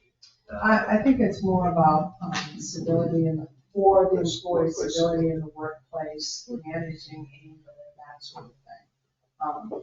Working together. Conflict resolution. Right. And so I would say both. Say both. well, then board training and employee training. Yeah. Correct. First with us and then move on. All right, and the only other issue is every year the board has done something for the employees, and I know some Secret Santa has dropped off on Sundays, which all the employees have enjoyed, but asking you to pay. So that, setting that aside, in the past, I think the first year I was here, we did a luncheon, and then in the years following, the board asked employees what they want. And so they always said, well, give us a half a day off. So that's what you've done every year. So that's what I'm coming back to and asking, do you want me to ask the employees what they want, or do you want to do something like a half day off? I'm asking the question, so.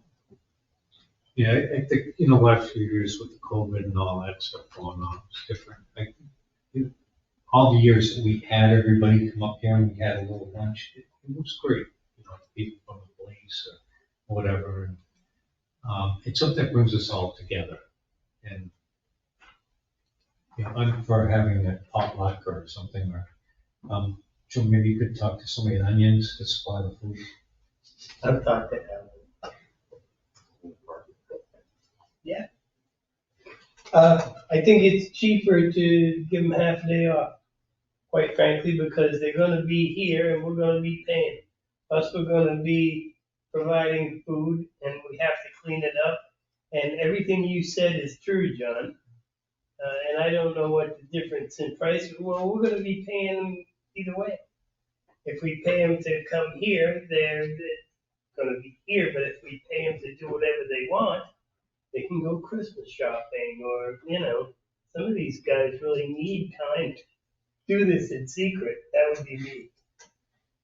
Sometimes it's about being with other employees and enjoying the community in which they work with other employees. And I think that that's what we lack right now. So would it be a benefit or would it not? I mean, it's a question. I have one other observation on that point. I've been to the Christmas parties for the employees in the past. Public Works sits with Public Works.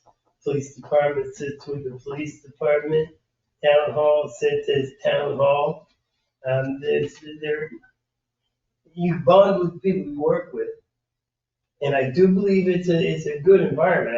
I traveled around, but a lot of those people, they sit with, I have a big company that I work for, and we have a company Christmas party, and it's 23 locations, and 50, 60, 70 people from each location, and they all sit in their own little groups.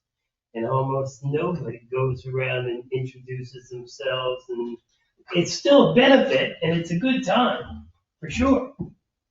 So what you've done in the past is ask the employees, you can make that decision tonight, or I can go back and ask them if they have a preference, or.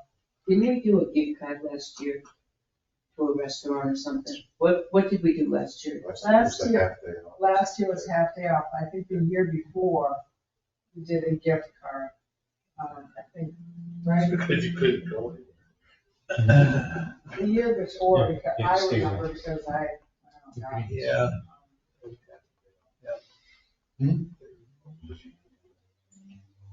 Well, we can come to some kind of conclusion here. Not that tough a decision. I'll make a motion to give them half a day off. I'll second that motion. Motion in a second. Any discussion? All those in favor of the motion, please indicate by saying aye. Aye. Opposed? Nay. Merry Christmas, y'all. And it was not that, I think it would be nice to have a lunch and then allow to, after the lunch to leave for the day. Pop up, it didn't cost the town anything, so. Okay, I think it is, it's 10 minutes to 7, and the chief should be here in 10 minutes. I don't know if you want to do, start some selectmen's reports. I'm first up on the selectmen's report, so I can tackle it. Reminder that the winter parking ban is now in effect from November 15th to April 15th.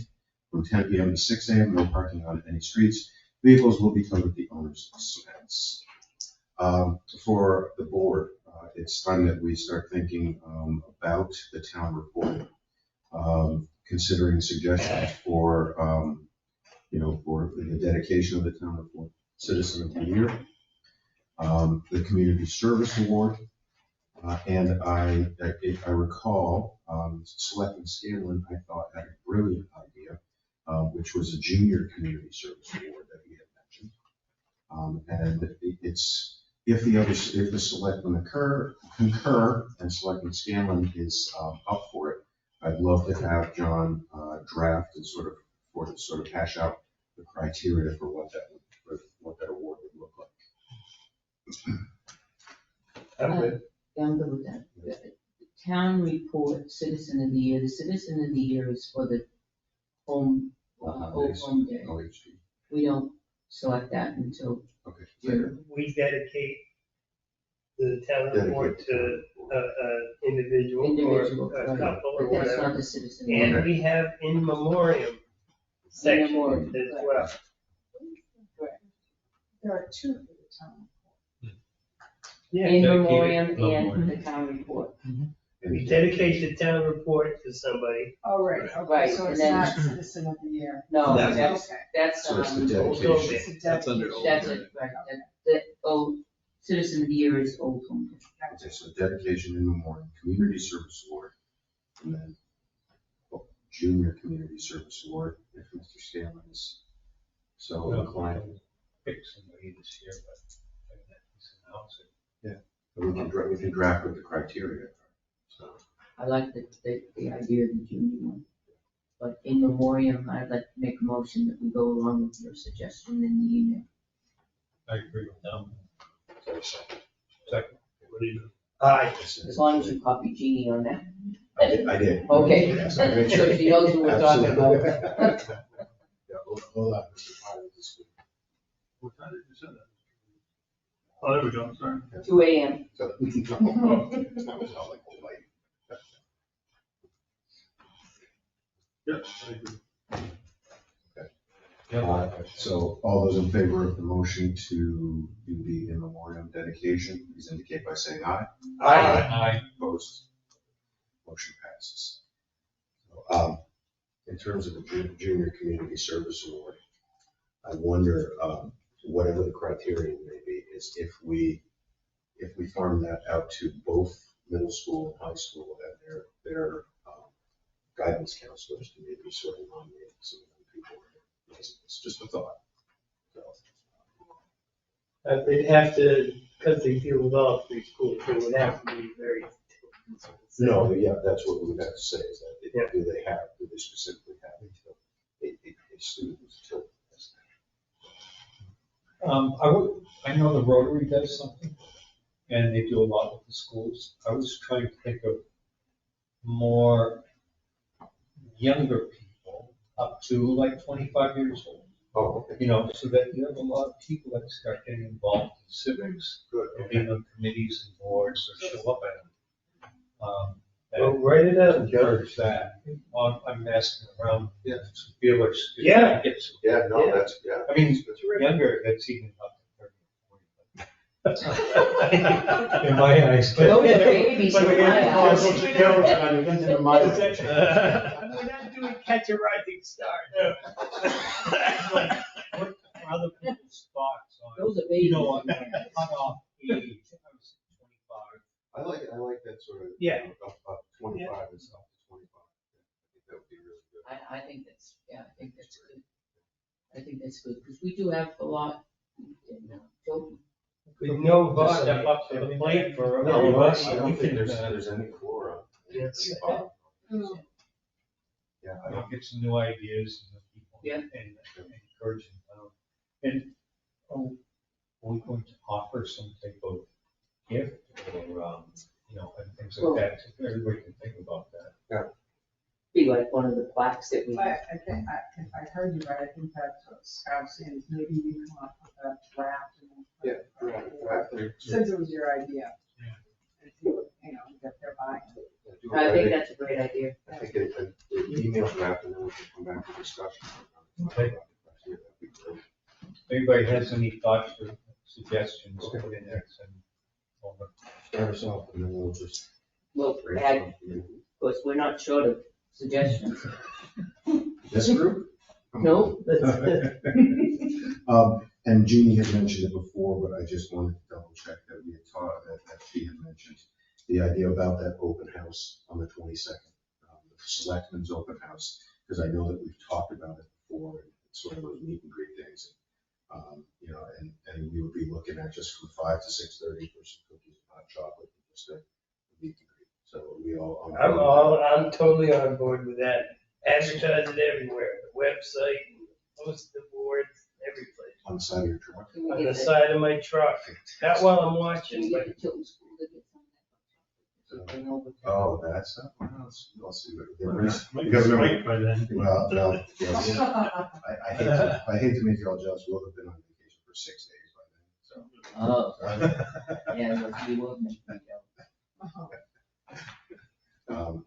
Good, I and, think it's a great idea. yeah, and then, the one last piece of patriotism I will say is, go US Soccer. Yes. And, that is the end of mine, we've got a couple minutes, but Maybe we should have a contest among the 5 selectmen. You bring a couple dozen cookies and then you can have a it's contest. a cookie contest where they do the votes on. which- oh, I'm all about that, bring it on. You cannot buy those delicious ones.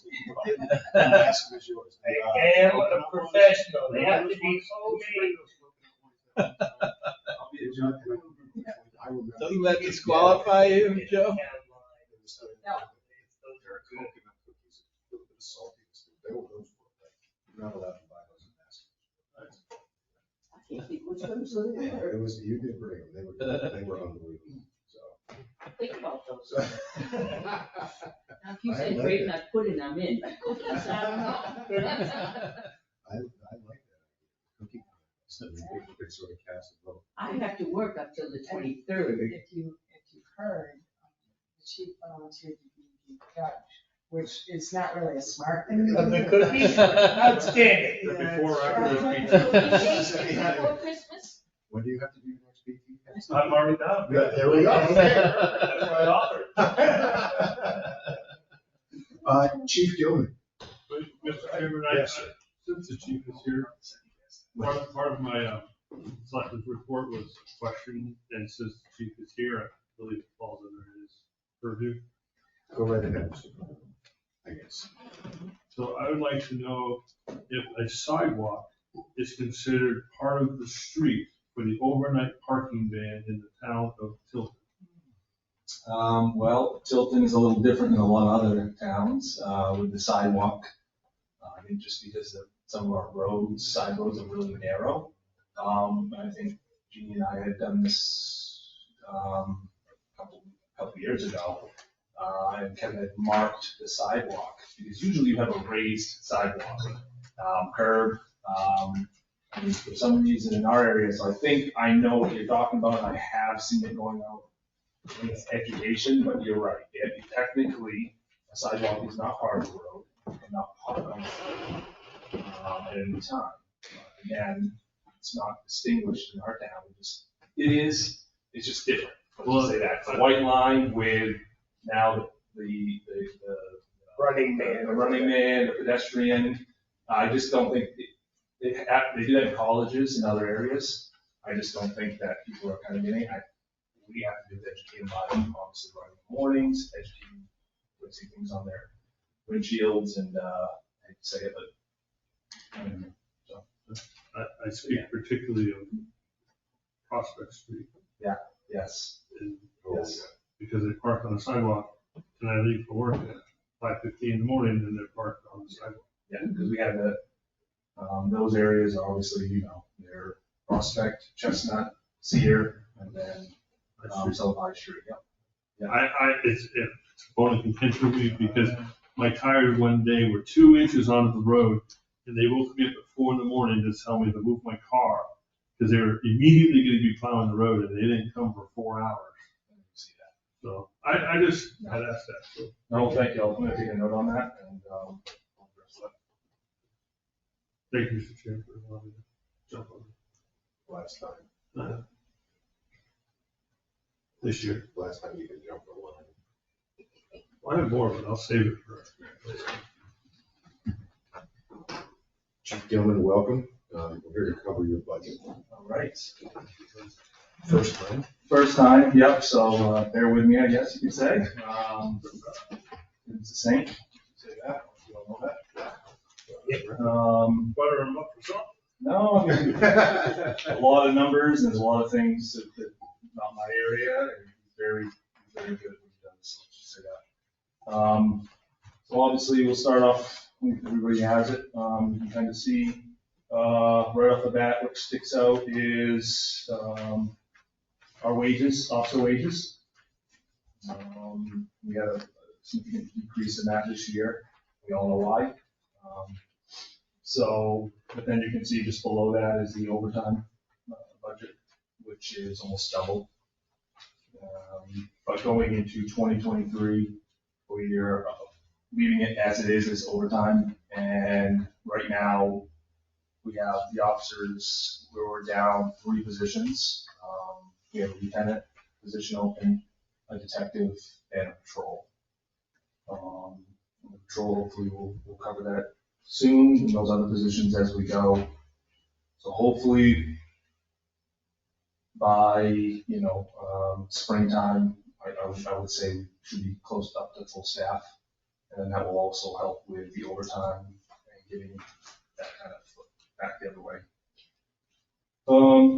So going down, obviously, the next thing that we have, what I want to talk about is, the IMC mobile. I think we can jump to that, and that's going to be under technology, information technology. I think Tim touched on that last Selectmen's meeting that we had. And that's, I don't know if you guys are familiar at all with IMC mobile and how that works. And, the money that we would save as in dispatch, generating those numbers, you know what I mean? I have some working knowledge, but I bet most of the people that are watching this do not. Yeah. So would you give us the Reader's Guide chance version of it? Yeah. So there's 3 little portions of it. It's actually, we have IMC dispatch, which we have, and then there's IMC records, and then there's mobile. So we'll just keep mobile to the side for right now. And IMC dispatch would be your first go. That would be the first screen, just like dispatch. That's where you dispatch would get the call, you would pull the call up, and then from IMC dispatch, you can make an accident report, you can pull an OF, an arrest, and a warrant, and that would link into IMC records. So then it goes to IMC records, and IMC records is where you do all your booking, your arrests, your offenses, and that has all the meat and potatoes in that big area. What kind of brings it together is IMC mobile. IMC mobile helps dispatch put that out to the vehicles, the cars. It logs anything that we do on the road. IMC mobile we have the MDTs already in the vehicles. We pay for the services in the vehicles. We pay for the MDTs already. And what it does is it helps the dispatchers to be able to give those calls over the computer, but also what it does, it helps the officers to be able to do reports on roadside. So for right now, what you have to do, you have to come back into the police department to do a call. You take a call. You can get the call itself, but you cannot do it roadside, which is obviously that helps because the officers on the road more. What really helps on it is the midnight shift. So after midnight, we go to Belknap County, and Belknap County already has IMC mobile, but we're on their IMC mobile. So when we do property checks and we run those property checks, we pull a call for service, or Belknap County will pull a call for service under their IMC mobile. Well, that doesn't go into our system. Okay, it's a whole different numbering system. So then what happens is the next day, our dispatcher now has to backfill those calls. And when they do that, that obviously generates time because they're reinventing the wheel or just doing everything all over again. So I would go on a patrol. I would run, let's say 100 property checks a night. Let's just say I have to put those in manually. They're good. They go into Belknap. They're not our numbers. Then the next day, dispatcher will have to then regenerate those into our system so it shows under our numbers, and that takes time. I asked a couple of dispatchers how long that would take, and it all depends on how many property checks were done that night or calls, and it would typically between an hour and an hour and a half could be a day. So you do the math there. It could be up to around $7,000 to $10,000 a year that you're paying somebody to generate those calls. So IMC helps, mobile helps with that to try to have that stuff ready at your fingertips. So I hope that explained it. So let me ask a couple questions. So if they're doing the night shift and they're doing property checks or calls to service or whatever, when they fill out their report, if they have the IMC, it goes to us, even though it was sent from. So like right now, let's say that again. Like Okay, so Belknap right calls, Yep. dispatches somebody at 1 o'clock in the morning. Yep. And then we have their IMC. No, because what we'll do is we'll end up pulling a call number at our police department. When you're on the road, you're pulling calls on the road because you're doing a property check on the road. You could write them down, and you could do it that way. But again, officers then have to take the time to go inside and generate that number in our IMC at the PD. So when Belknap, when they have it and they give us a call, they have it on their cabinet. An officer has to go back and generate a number anyways, because we're going to that call, which did we go to, which did we do that night before. That actually, the officer would go back and generate that number. Dispatch does have to put in some of the calls, the little stuff that needs to go in. So if we have this module and Belknap will get a call, the same scenario of a domestic or something at 1 or 2 o'clock in the morning, how will that help us? Because we still don't have the number, we're still running off of their IMC. Well, because with that, you would end up, so what happened is if they give you a call for a domestic, you're going to be generating a call for that. So you have to go back to the police department. So you end up going to the call, you handle the situation, and then you would come back to the PD and you would open up our IMC. They have their own number that they dispatch to that call, but then we have to put all the information in, so we would pull a number no matter what. When we do like property checks and small things like that on the road with Belknap. You're separate from them. Exactly. So you would end up pulling that call. So it'll be the non-call. Because you're doing it on your computer. When they're pulling the call for service, they're doing it on their end. But we're still going to the call and we have to pull our own numbers so that we have all that information. So if it's an arrest or we have to do a follow-up, we're already pulling that. But for a property check, you're doing it in the computer or in the cruiser. And when you push enter and it sends it, instead of sending, let's say that was our IMC, it would send it to our server, to our IMC. We would have the number, we would have to generate it. Now what we have to do is it goes up to IMC and Belknap, and then they have it. And then now our dispatcher has to call them, and then they generate that.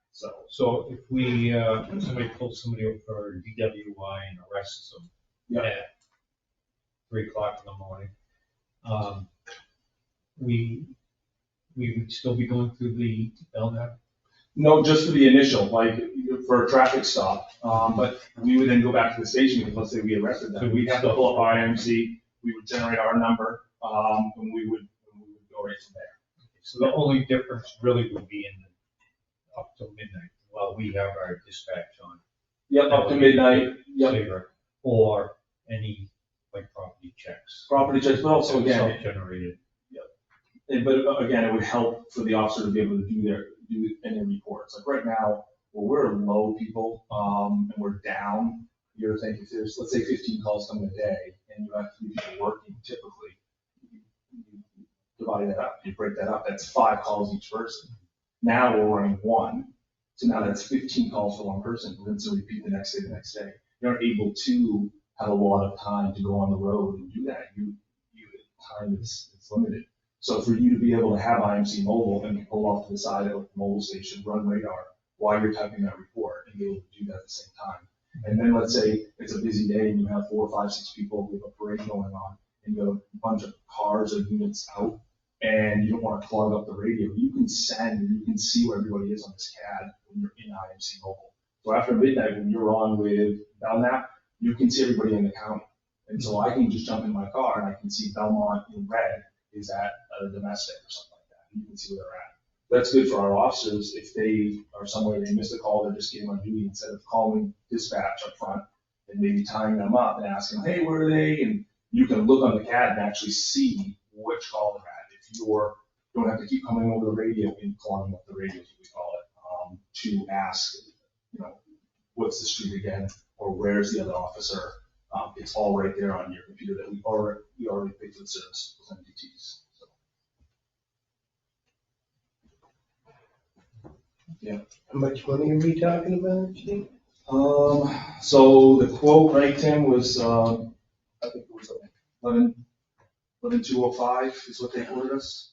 So Right. we're looking at not to exceed 14.5 for everything. Where is So- that here? It's not. So the reason is that this is the amount that we're looking to encumber. So I think what the chief was referring to is the maintenance is in the IT budget, That's 13, But- 1350, I think. I remember. It's on, Informational. Right, but 50, the 350. all along, the plan was, if we were gonna do it, it was gonna be encumbered. So that's why it's not listed in the budget, because the budget will be for next year. What's the ongoing maintenance for this system? There's service contracts, software updates. For our IMC right now. I got to imagine everything else has them. It's 1350 for the first year, and each year it goes up a little bit.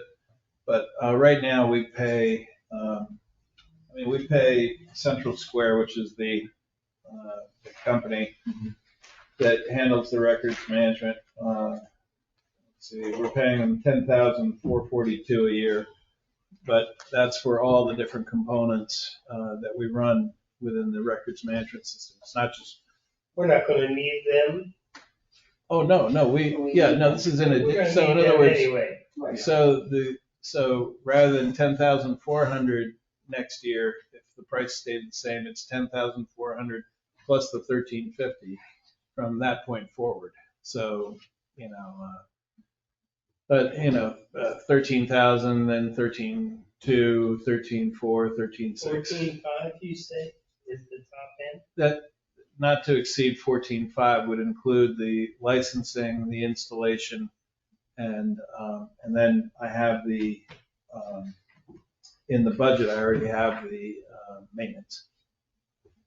Make a motion that we proceed to encumber no more than $14,500 for the purchase and installation and first year's upkeep of IMC mobile for the police department. Second.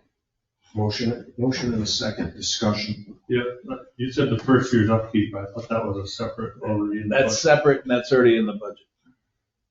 So the 14.5 is for the licensing and installation, not to exceed that. Not including upkeep. The upkeep. But the 13.5 was already, was part of this for the first year, no? Yes, it's already in the operating budget. Even though we don't have it yet. Yes, yes, and I pointed that out each time I've reviewed the budget that, Makes no difference. I'm still okay. here to get the first stuff. So Okay. there you go. all right. All right, I would like to rephrase my motion to, to not include the upkeep for the first year. I'll amend my second. Amended motion. Any discussion on it? Hearing none. All those in favor of the amendment, please indicate by saying aye. Aye. Now we'll go back to the original motion. Any more discussion on the original motion? Hearing none. All those in favor of the motion, please indicate by saying aye. Aye. Aye. Opposed? Motion passes.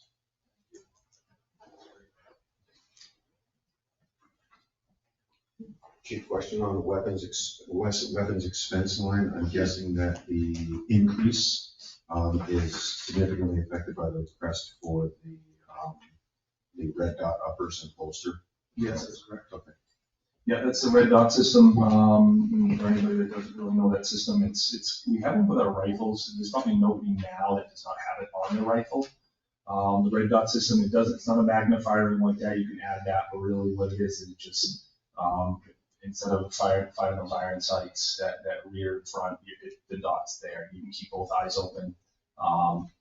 A lot of it has come down to ammo. It's cheaper if you think about it. It's a lot easier to teach people how to shoot than it is with iron sights. Especially somebody you might think in your mind, everybody that wants to be an officer knows how to shoot a gun or has dealt with guns. That's not the case. Okay, so a lot of it is it helps with that. I know Jordan and Smith had just gone to the firearms down at the academy to be an instructor. And he said everybody down there had the red dot, and that's not why. This was way before. But he said that everybody was like this with their shots, and it's a lot different because as you come up and you pull that weapon, the dot is there. It's not the red dot like you see in the movies where it's on your chest and it's bounced around. It's a rectangle. So we flex off, and then you only see the red dot. Okay. So wherever that red dot is, that's where it's at. We use it for the rifles, and we use less ammo just to sight them in because where it is where it's at. To go with those, we were looking at Glock SIGs. You have to trade in our pistols now for the P320s, which are SIG. We have 24 of those guns, and we were going to trade them in and only get 20 back, try to bring the cost down. If this was going to go, obviously you have to get new holsters with those. But the big price is obviously, and that's most of the disadvantage of the RDS system is it's costly because the sight itself sometimes almost costs more than the gun. So it allows officers obviously to shoot with both eyes open, which is huge when you close one eye. I mean, there's some people that are really good; they don't have to shoot with both eyes or one eye closed. Yeah. It also gives a lot of knowledge, skill, and ability and confidence to the officers that are able to go to the range and sight those guns in. And it's also good for the instructor to know when they're having issues. You can stand behind them and see that red dot as they're looking through that red dot over their shoulder. You can see if they pull left, right, back. You can see those issues. So it's a little bit, it's easier for the officer or the firearm instructor to figure out what's going on. So I know before Sergeant Hamilton left, he was looking into this. I know there's a lot of departments that have gone to it. Sanderton is one of them. They swear by them. A lot of bigger agencies, starting to smaller agencies are trying to get up to obviously Sanderton being one of them. And that's what I'm looking at, just an increase. We're trying to, again, SIG is where we're at right now. We used to have blocks, and it all depends on. Trying to get that number down. And I'm also trying to look at maybe trying to get some donations, some help through that. That's something we'll talk with the board about. But as it is right now, That system would be, with the trade-ins, we're looking at close to, what we would be on our end is close to 12,000 on that, or 11,000. There'd be 24 pistols that we would trade in, and we get 325 per gun. And that would bring us per gun, that would equal up to about $7,800 on that end. And then the sites is where they get shipped. It all depends on those sites. Glock has nice sites, and SIG makes their own sites, so Glock has to go through a different company. So that's why that. So all in all, the 20 guns and the sites, it's $12,000. Well, that's what I put in there, but yes, it's roughly $12,000. I'll have to get the exact number here. And that's the guns, the holsters. Yeah, it's everything. That's the guns, the holsters, that's everything. You have to change over ammo. Nope, the ammo's the same, still a 9mm. The ammo's exactly the same. So, And how many guns are required by the police department? We had 24. So how many are required? well, we had more officers, so I think that's why, because these guns are from, I think, when we switched over to 6, probably what, 7 years ago, I would say, maybe a little bit longer. Or about that. I would say 7. How many do we actually need? I mean, we peel down to 20. You want some extras, so let's say if we have 15 officers that have guns, that gives you 5, if some go out, if something happens to them, we build, especially with those sites, if those go down, you have another one. And then you have part-time officers also that have firearms also. So that's why. But 24, I think, was a little on the high side. I don't know why, but it was probably most likely we had a lot more officers back then, about 17. And you're looking to encumber that money. Yes. And the thing is, we're also looking at, this year we have to buy our ammo. I'm looking to be able to be ahead enough where I can skip a year of purchasing, making that big, $4,000 or $5,000 purchase on ammo like we usually do every year. So. So not to exceed, I'm sorry, go ahead. Well, I was gonna ask Tim. Yeah. Not to exceed $12,000? Is that gonna cover this? It will, it'll cover it to the point where he can put together a purchase order or a quote that then we can sign off on. So at your next meeting, you could we'll have to see, what would be the best way. But if the board approves it not to exceed, then as long as the net comes underneath that, and I would recommend maybe that the board approve not to exceed $12,000 and to issue a purchase order encumbering the funds from 2022. Do we include the ammo monies in this, or do you want that in separate encumbrance? No, so the chief actually has only spent $192 so far this year. So they typically do their ammo purchase at the end of the year, and he's got almost $5,000. He's got $4,808 to spend. So, and I think that's what the chief was just explaining, that he's okay for a year on ammo. But I would just, in your motion, if you want to complete that, I would just say not to exceed $12,000 and to authorize the issuance of a purchase order encumbering the funds from 2022.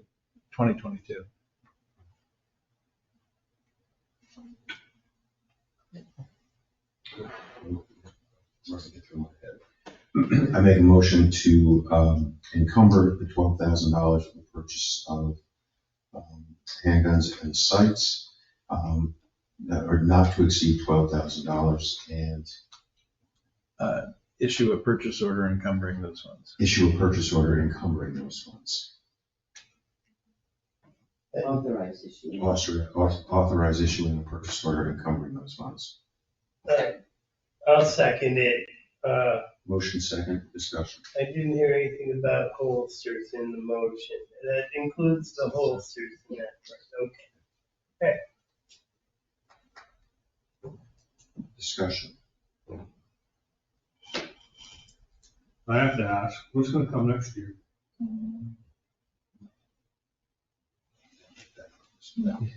Rifles with red dots. No, we They haven't. already have. We already have the Most red of dots the on use the those wall. stipends, and I know I used my second a long time ago. But you almost have to with the way that they are. And again, to emphasize, you have, as an officer, you have to be accountable for every round that comes out of that gun at any time. And when you are at a high-risk situation, everything closes in.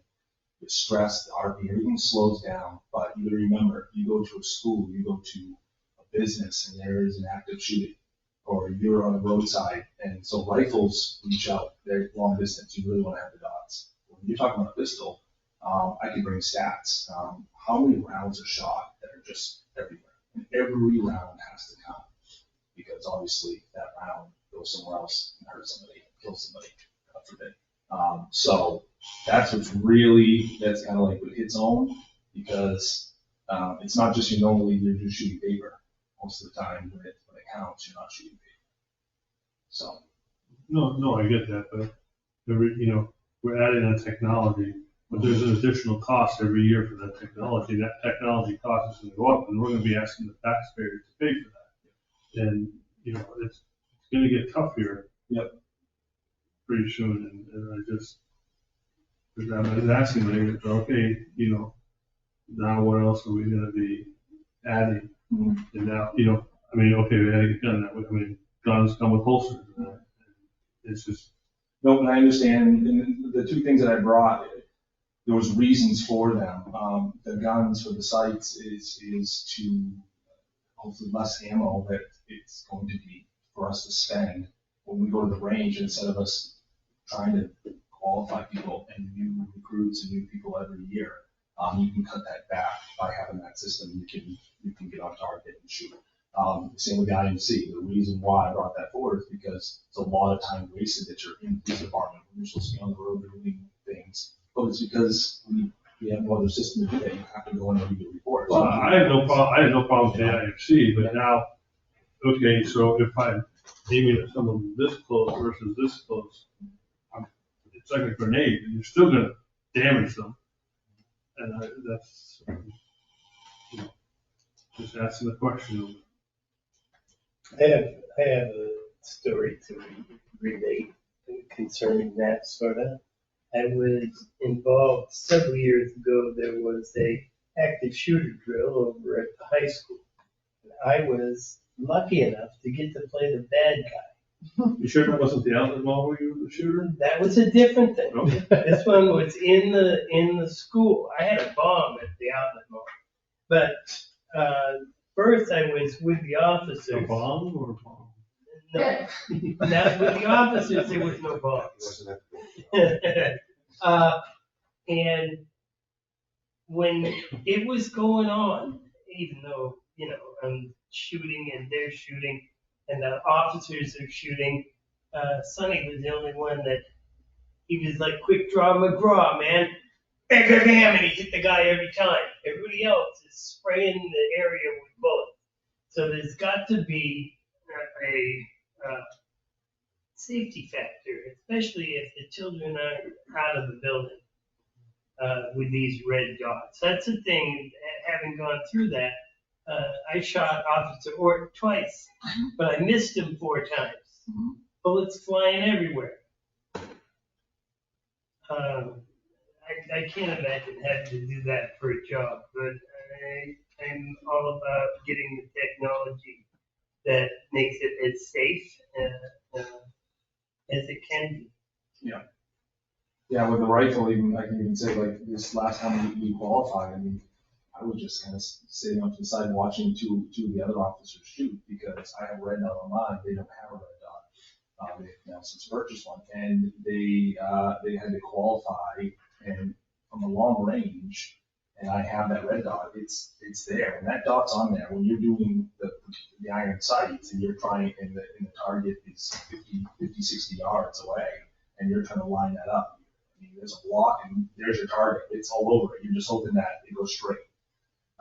And say that, your heart rate, the stress level, everything that's going on, it doesn't matter if you're this close or you're this far away, you're probably not going to hit them. I mean, most people won't hit them just because you said it. It's just Nerves. high stress, nerves. High stress. And that's This why really those counts. active shooter scenarios are great to have other people from the community be in those, because it shows what we have to deal with, the heart rate, the stress. You got seconds to make a decision, you have seconds to do things, every round has to count. And so that's really what it comes down to. But I do understand what you're trying to say also. I also know that we have a new police department, I know we have new cars, I know we have carriers, and to hear that, obviously, you can see on the budget, I'm trying my best. I haven't used any of that money because I knew that at the end of the year, if I had to save on some ammo or try to build that up, trying to make it so we're not. And I'm cutting the budget, obviously, by the end of the year by, the very end is 1.4%. So I'm doing my best in trying to minimize a lot of the stuff that we use and things that we do. And I'm a new chief. I'm learning this stuff and trying to do the best I possibly can. But I can see when people are listening right now, when budget time comes, it's not an easy time. So. May I just interject? Chief, earlier, Jeannie had asked the board for permission to proceed on some grants. And I know you have some that we had talked about that are sort of worked into this budget for the body cameras and for the vests. So I didn't know if you wanted to talk to them about that. Mr. Chairman? Yeah, Mr. Scanlon. Motion. Yeah, We have a motion. Before we move on to bigger and better things. well, I think what Tim's point was that this works into the motion, and I appreciate that, but we do have a motion on the board, but grants do end up with revenue coming in. I think that's Tim's point. Were you guys carrying 320s right now? I mean, you're gonna go to the new 320s? I like go to the new 320s. I know that there's Glock has been asking, trying to switch us back over, but I would really like to stay with the cities. So You guys haven't really had any problems with the discharge? no issues. No, we did switch those guns over. They actually sent us new ones. So. Anything else? All those. Okay, question has been called. All those in favor of the motion, please indicate by saying aye. Aye. Opposed? Motion passes. Grants. Grants. So this came up today, or actually the 28th, so 2 days ago. So Chief Police Robert Quinn, Commissioner, it's the third round announcement for the body camera and dashboard camera fund grant. And what it is it's a grant reimbursed for 50% of the cost of the maximum $50,000. And that is the purchase of body-worn cameras, ongoing software maintenance expenses, dashboard, cost related to maintenance of storage data, and anything that kind of encompasses that. So, gonna do my best to get that going and get some money and try to help with. I know we have a lot of software. We have some things that we're going to be purging out that we can get through. We're going. Jesse and I talked a little bit with the body cameras, and then looking at some licenses that are maybe on the higher end of, and trying to maybe peel one of the pro licenses and getting more of the basic to kind of help that cost. So Tim and I are gonna get together and figure out the contract and when it ends, and get that to you guys. Tim? There's a question. Yes, Mr. Tim, is there a way to peel out some of the numbers, what the IT budget has that's specifically for the police department on that, or? I'm curious what that is. In general? Yeah, well, I mean, there's a lot of expenses that are specifically for the police department, but they're in the budget for the IT. Right. Yes, and I've done that before for you. I can put that, I can figure that out and put that in. I think I did that last year. Yeah. Yeah, I can do that for you if you like.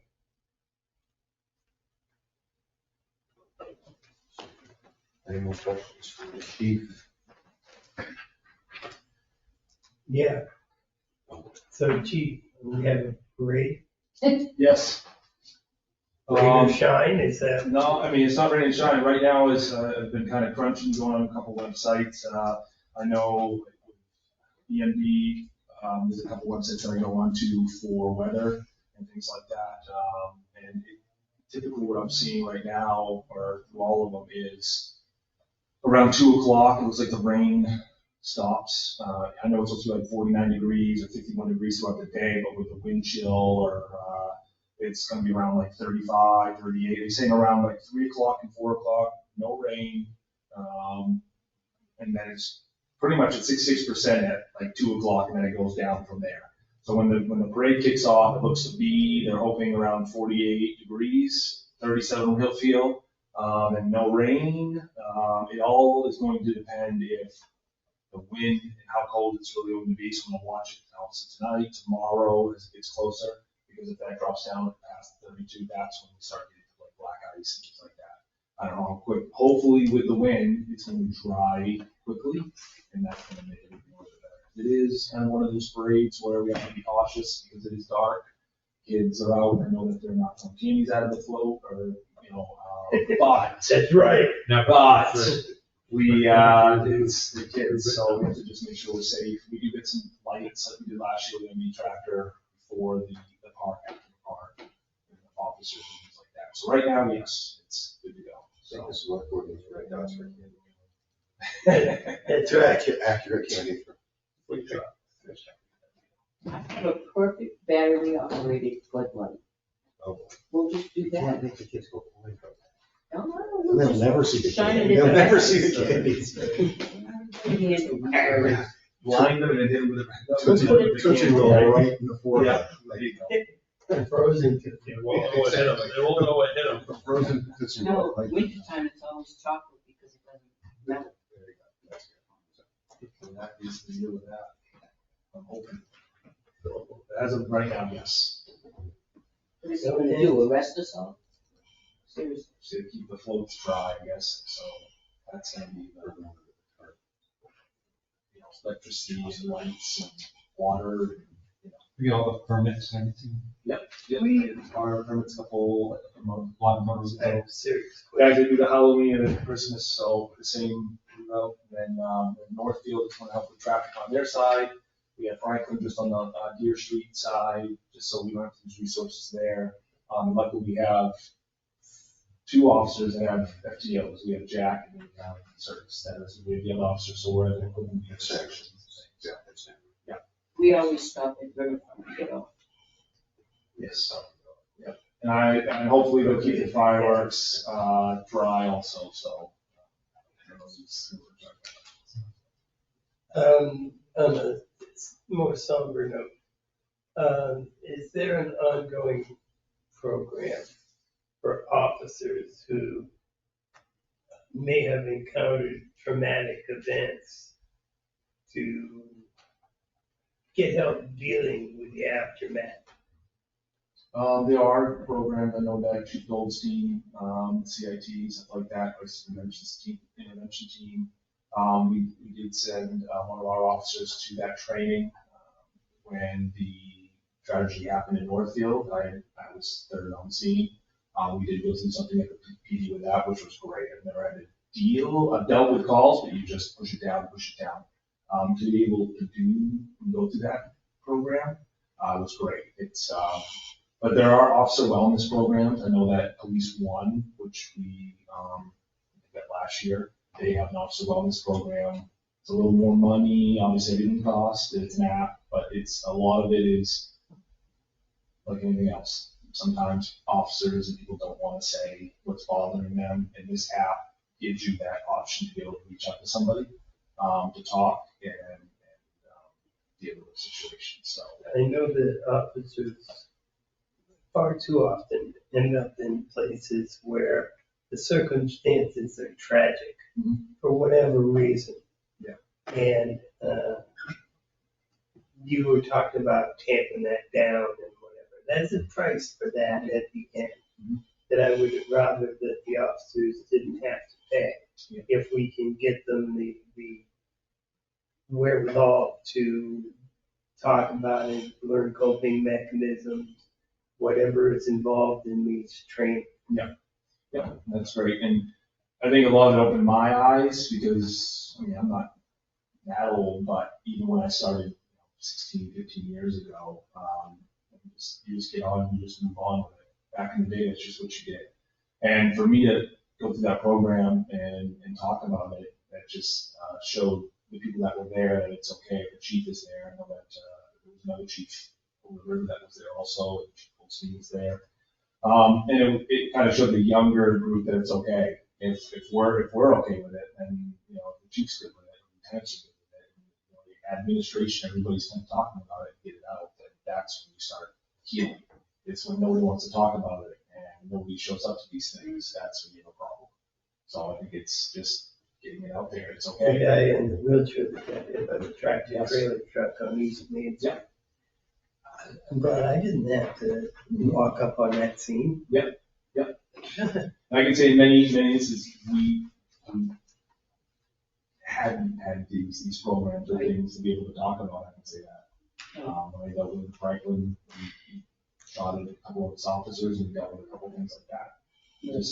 Just push it down, you never deal with that, but eventually it's gonna come out, eventually it does. It's not where you want Your it. personal life, your mental health, physical health. Yep. For sure. So, how's the building doing?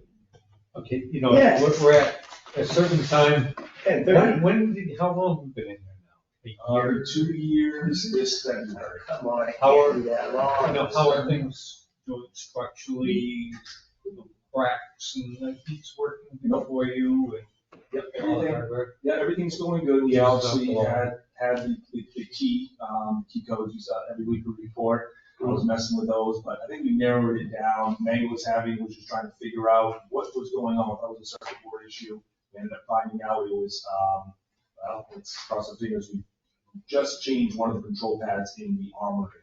So what was happening was, in the last, probably 3 or 4 weeks, I had probably going to show up to the PD after hours, I would say maybe a dozen times. And as I started to get that information though, I started to realize that at a certain time it was happening. And I didn't narrow it down. So when I talked to Mango, they were able to figure it out that it's a power issue in which room. So they changed that panel. We haven't had any issues since that's happened. So that's good because it was happening pretty frequently, a couple times a day. I mean, every day, and then now it's stopped. We fixed that. So that's great. We have maintenance with the boiler. Everything's good with the heat. We just have a little quirks and no cracks, no issues, no leaks. It's doing a fabulous job. We're just getting bodies to fill it. Everything's good. Very happy. So. Thank you, Chief. Yeah. Thank you.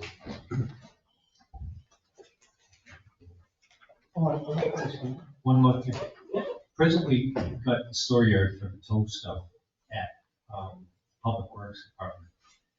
Is there any thoughts of moving that and fencing in behind the parking lot, towards where the antenna is, or something, to get out of there so they can actually use that area themselves for supplies and that?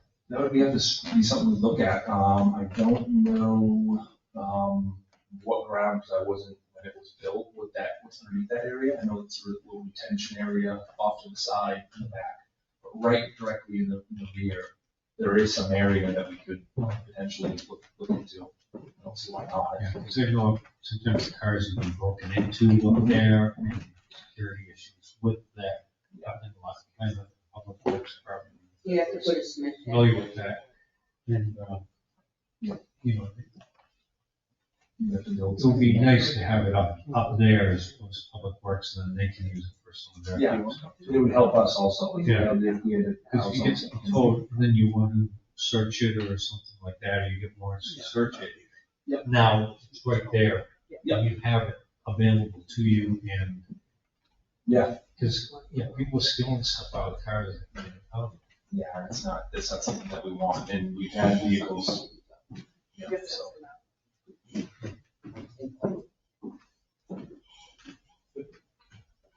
Thank you, Chief. Excellent. Thanks. The time being 7:44, I make a motion to enter into non-public session per RSA 91A32A, the dismissal, promotion, or compensation of any employee, or the disciplining of such employee, or the investigation of any charges against him or her, unless the employee affected, one, has a right to a public hearing, and two, requests that the meeting be open, in which case the request shall be granted. And RSA 91A32B, the hiring of any person as a public employee. RSA 91A32C, matters which if discussed in public would likely adversely affect the reputation of any person other than a member of this board. Unless such person requests an open meeting, this exemption shall extend to include any application for assistance or tax abatement or waiver of a fee, fine, or other levy if based on inability to pay or poverty of the applicant. And 91A32L, consideration of legal advice provided by legal counsel, either in writing or orally, to one or more members of the public body, even where legal counsel is not present. How many non-publics do we have? Actually. Three. That's not on, that's been. Jefferson, second. Motion and a second. Roll call vote. Constantino, no. Jessamine, yes. Rubbles, yes. Fire, no. I'm at a loss, I don't know what the topics are. I sent an email. Oh, There was only two on there.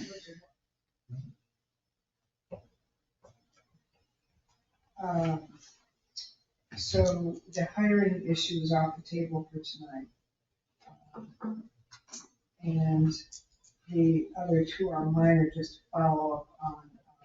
One has to do with discussion that you had in non-public last week with some residents. I think Chairman would want to give you a brief update. And the last one has to do with I think the non-public relative to a contract that the town is looking to enter into. So. I'm very, see, yes, there you go. Motion passes. This conference will now be recorded. So the board wanted to acknowledge the fact that we had a unanimous vote to rescind the proposal for solid waste curbside pickup from Casella. We also wanted to acknowledge that we had a unanimous vote to accept an extension of the current contract with Menard for curbside solid waste pickup. I make a motion now to seal the minutes of the non-public session of December 1st, 2022, because disclosure would adversely affect the reputation of a person other than a member of this board. Second. Motion and second. Any discussion? Hearing none, all those in favor, please indicate by saying aye. Aye. Aye. Should we handle Mr. Pearson's, get that going, and then we'll do the remainder of the selectmen's reports. So the chief asked me to present, just to get the board's agreement. We have had a vehicle that was part of the forfeiture policy that's been in our impound lot for quite a while now. It is a 2005 Toyota Tacoma crew cab, and in order to secure that for the town, we need to pay the Marshal Service, U.S. Marshal Service, the portion that is due them for this vehicle.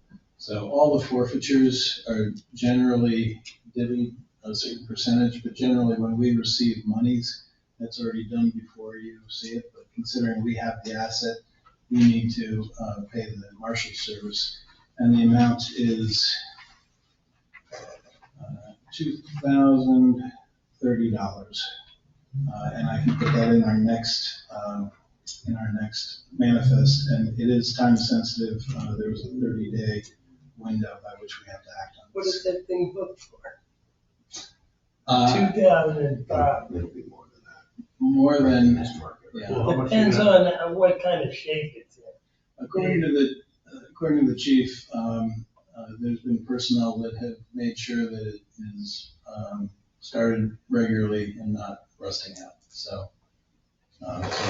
He said it's worth, several times, what this amount would be. Okay, I make a motion to allocate the funds of $2,030 to pay the U.S. Marshal Service for the impound in 2005 to go to Tacoma.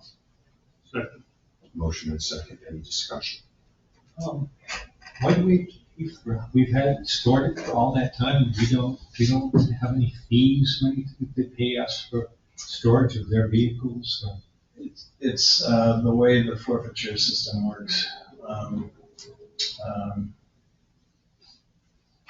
It depends on where the asset is. So if the US Marshal actually took the vehicle and it was a Tilton's forfeiture, it would be the opposite. They would be paying us. So It's like a seizure fee, right? it's a seizure, and then they divvy up, US Marshal, Tilton, and I think And whoever else was. whoever else is like involved. the county or the We have- DEA or Right. God I only mean, a knows. bona fide use, it's Correct. not just an extra, That's correct. Right, because it costs money to operate these. Yes. right. So they just divvy up the forfeiture money. Question, can we like turn around and immediately sell it? Or is there a plan for this vehicle? I think there's a plan, but, and I don't believe there are restrictions on it after the fact, once it's. No, once it's ours, it's ours. Right, we can say no thank you on the plan and end up selling it. And getting our money back, doubling our money. Oh, yeah, I'm sure it will get released. Yeah. But it might take a couple months. Okay. Any other discussion? All those in favor of the motion, please indicate by saying aye. Aye. Opposed? Motion passes. Thank you. So, Selectmen, because we're all set with the town administrator. Good job, Jeannie. Well done. So, Mr. Jessamine, Selectmen's report, you're up. Okay, my selectmen's report is that this Saturday at 7:30 a.m. at the Pines Community Center, we're having the annual Pines Breakfast to benefit the children's programs and/or the building. We need new doors. I mean, it's a constant upkeep, and they try to be as self-sufficient as they can. And I will be your French toast and pancake guy, only because there's no hamburgers and hot dogs. Easy figure. So be there, and I believe it's still the same motion, that's right. I believe it's $10 is the price. So come on down. Secondly, we have a Christmas parade coming up. And see, I was gonna mention the Christmas parade, and I don't know for a fact when it starts. 4 o'clock? Nope, 5 o'clock? meet at the Pines, Union Sanborn Store at 3:15 Yeah, and kick off, march off, whatever you want to call it, is at 4:15. 4:15. And then after the parade, you can visit Santa Claus at the Pavilion at Riverfront Park. And, but wait, there's more. At 6 p.m., you can sit and enjoy a fireworks show. I love it. And there'll probably be hot chocolate provided by Tilton School. There might be. because it's pretty much all. And there might be some other goodies provided by other donations. Outstanding. Come on down. I believe there's a new roof at Riverfront, isn't there? They tell everybody about that. I'm sorry, Mr. Scanlon, I'll just. Okay, so You're okay. I have no other pressing reports, and that's it for me. Thank you. So, Mr. Pirate, continue yours. Yeah, so I'm building on that though. However, if you watch the weatherman, they're not agreeing with our parade. So please pay attention to social media because any changes to the schedule or their abouts would be on social media such as Facebook. So pay attention there. Excellent. Is that it, Mr. Butler? Well, yeah, thank you for cutting in earlier. Mr. Scanlon? 13. So, I have not seen it in completion yet, but, I've been told that they've done the roof at the Riverfront Park just in time for Christmas and Santa, so there's a nice roof over his head. No dripping from the rain if it does come. But, anyway, so that's done, and, thanks Gail for, scheduling all that and, working it out, and it came through, and, yeah, really, they picked up all the nails too, so. I'm just gonna leave it at that. Just one more comment. Short and sweet. Selectman Constantine? I have a couple of things, but I Yeah. left my list at home, so you're gonna have to just bear with me. Okay, so Fred Caruso has been very nice about putting a plea out for bus drivers. We're really low on volunteer bus drivers, and we did get one reply the other day, very talented bus driver. So we added her on this week, hopefully, during the day. That takes a relief off of our current bus driver who's been doing it 3 or 4 times a week. 3 or 4 times daily. Dave, God bless him. In addition to the parade that's on Saturday, I want to know who's going as selectmen and how many plus ones you're bringing. Because I have to prepare for bags of you know what. Just me. Just you? So, I believe I was all So, I'm gonna try and bring my granddaughter, but that's not a given. So at least me. I have a Boy Scout and a Girl Scout that's coming So with me, nice. so 1, 2 people. that's awesome. One thing, Jeannie's gonna be on another float. one thing that, That's in green, I heard. Really? She is? She didn't divulge that. I didn't say it. She did not divulge that part. What were you gonna say? Okay. No, what I was. So in previous years, we've had problems with any type of Christmas carols or music playing and speakers. When we had DVDs, they jumped and they wouldn't play, so it was kind of blah.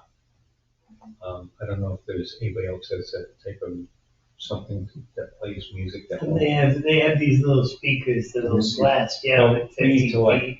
It's all on the internet, and you can have playlists and whatever. I don't have a playlist, but I do have a Bose speaker.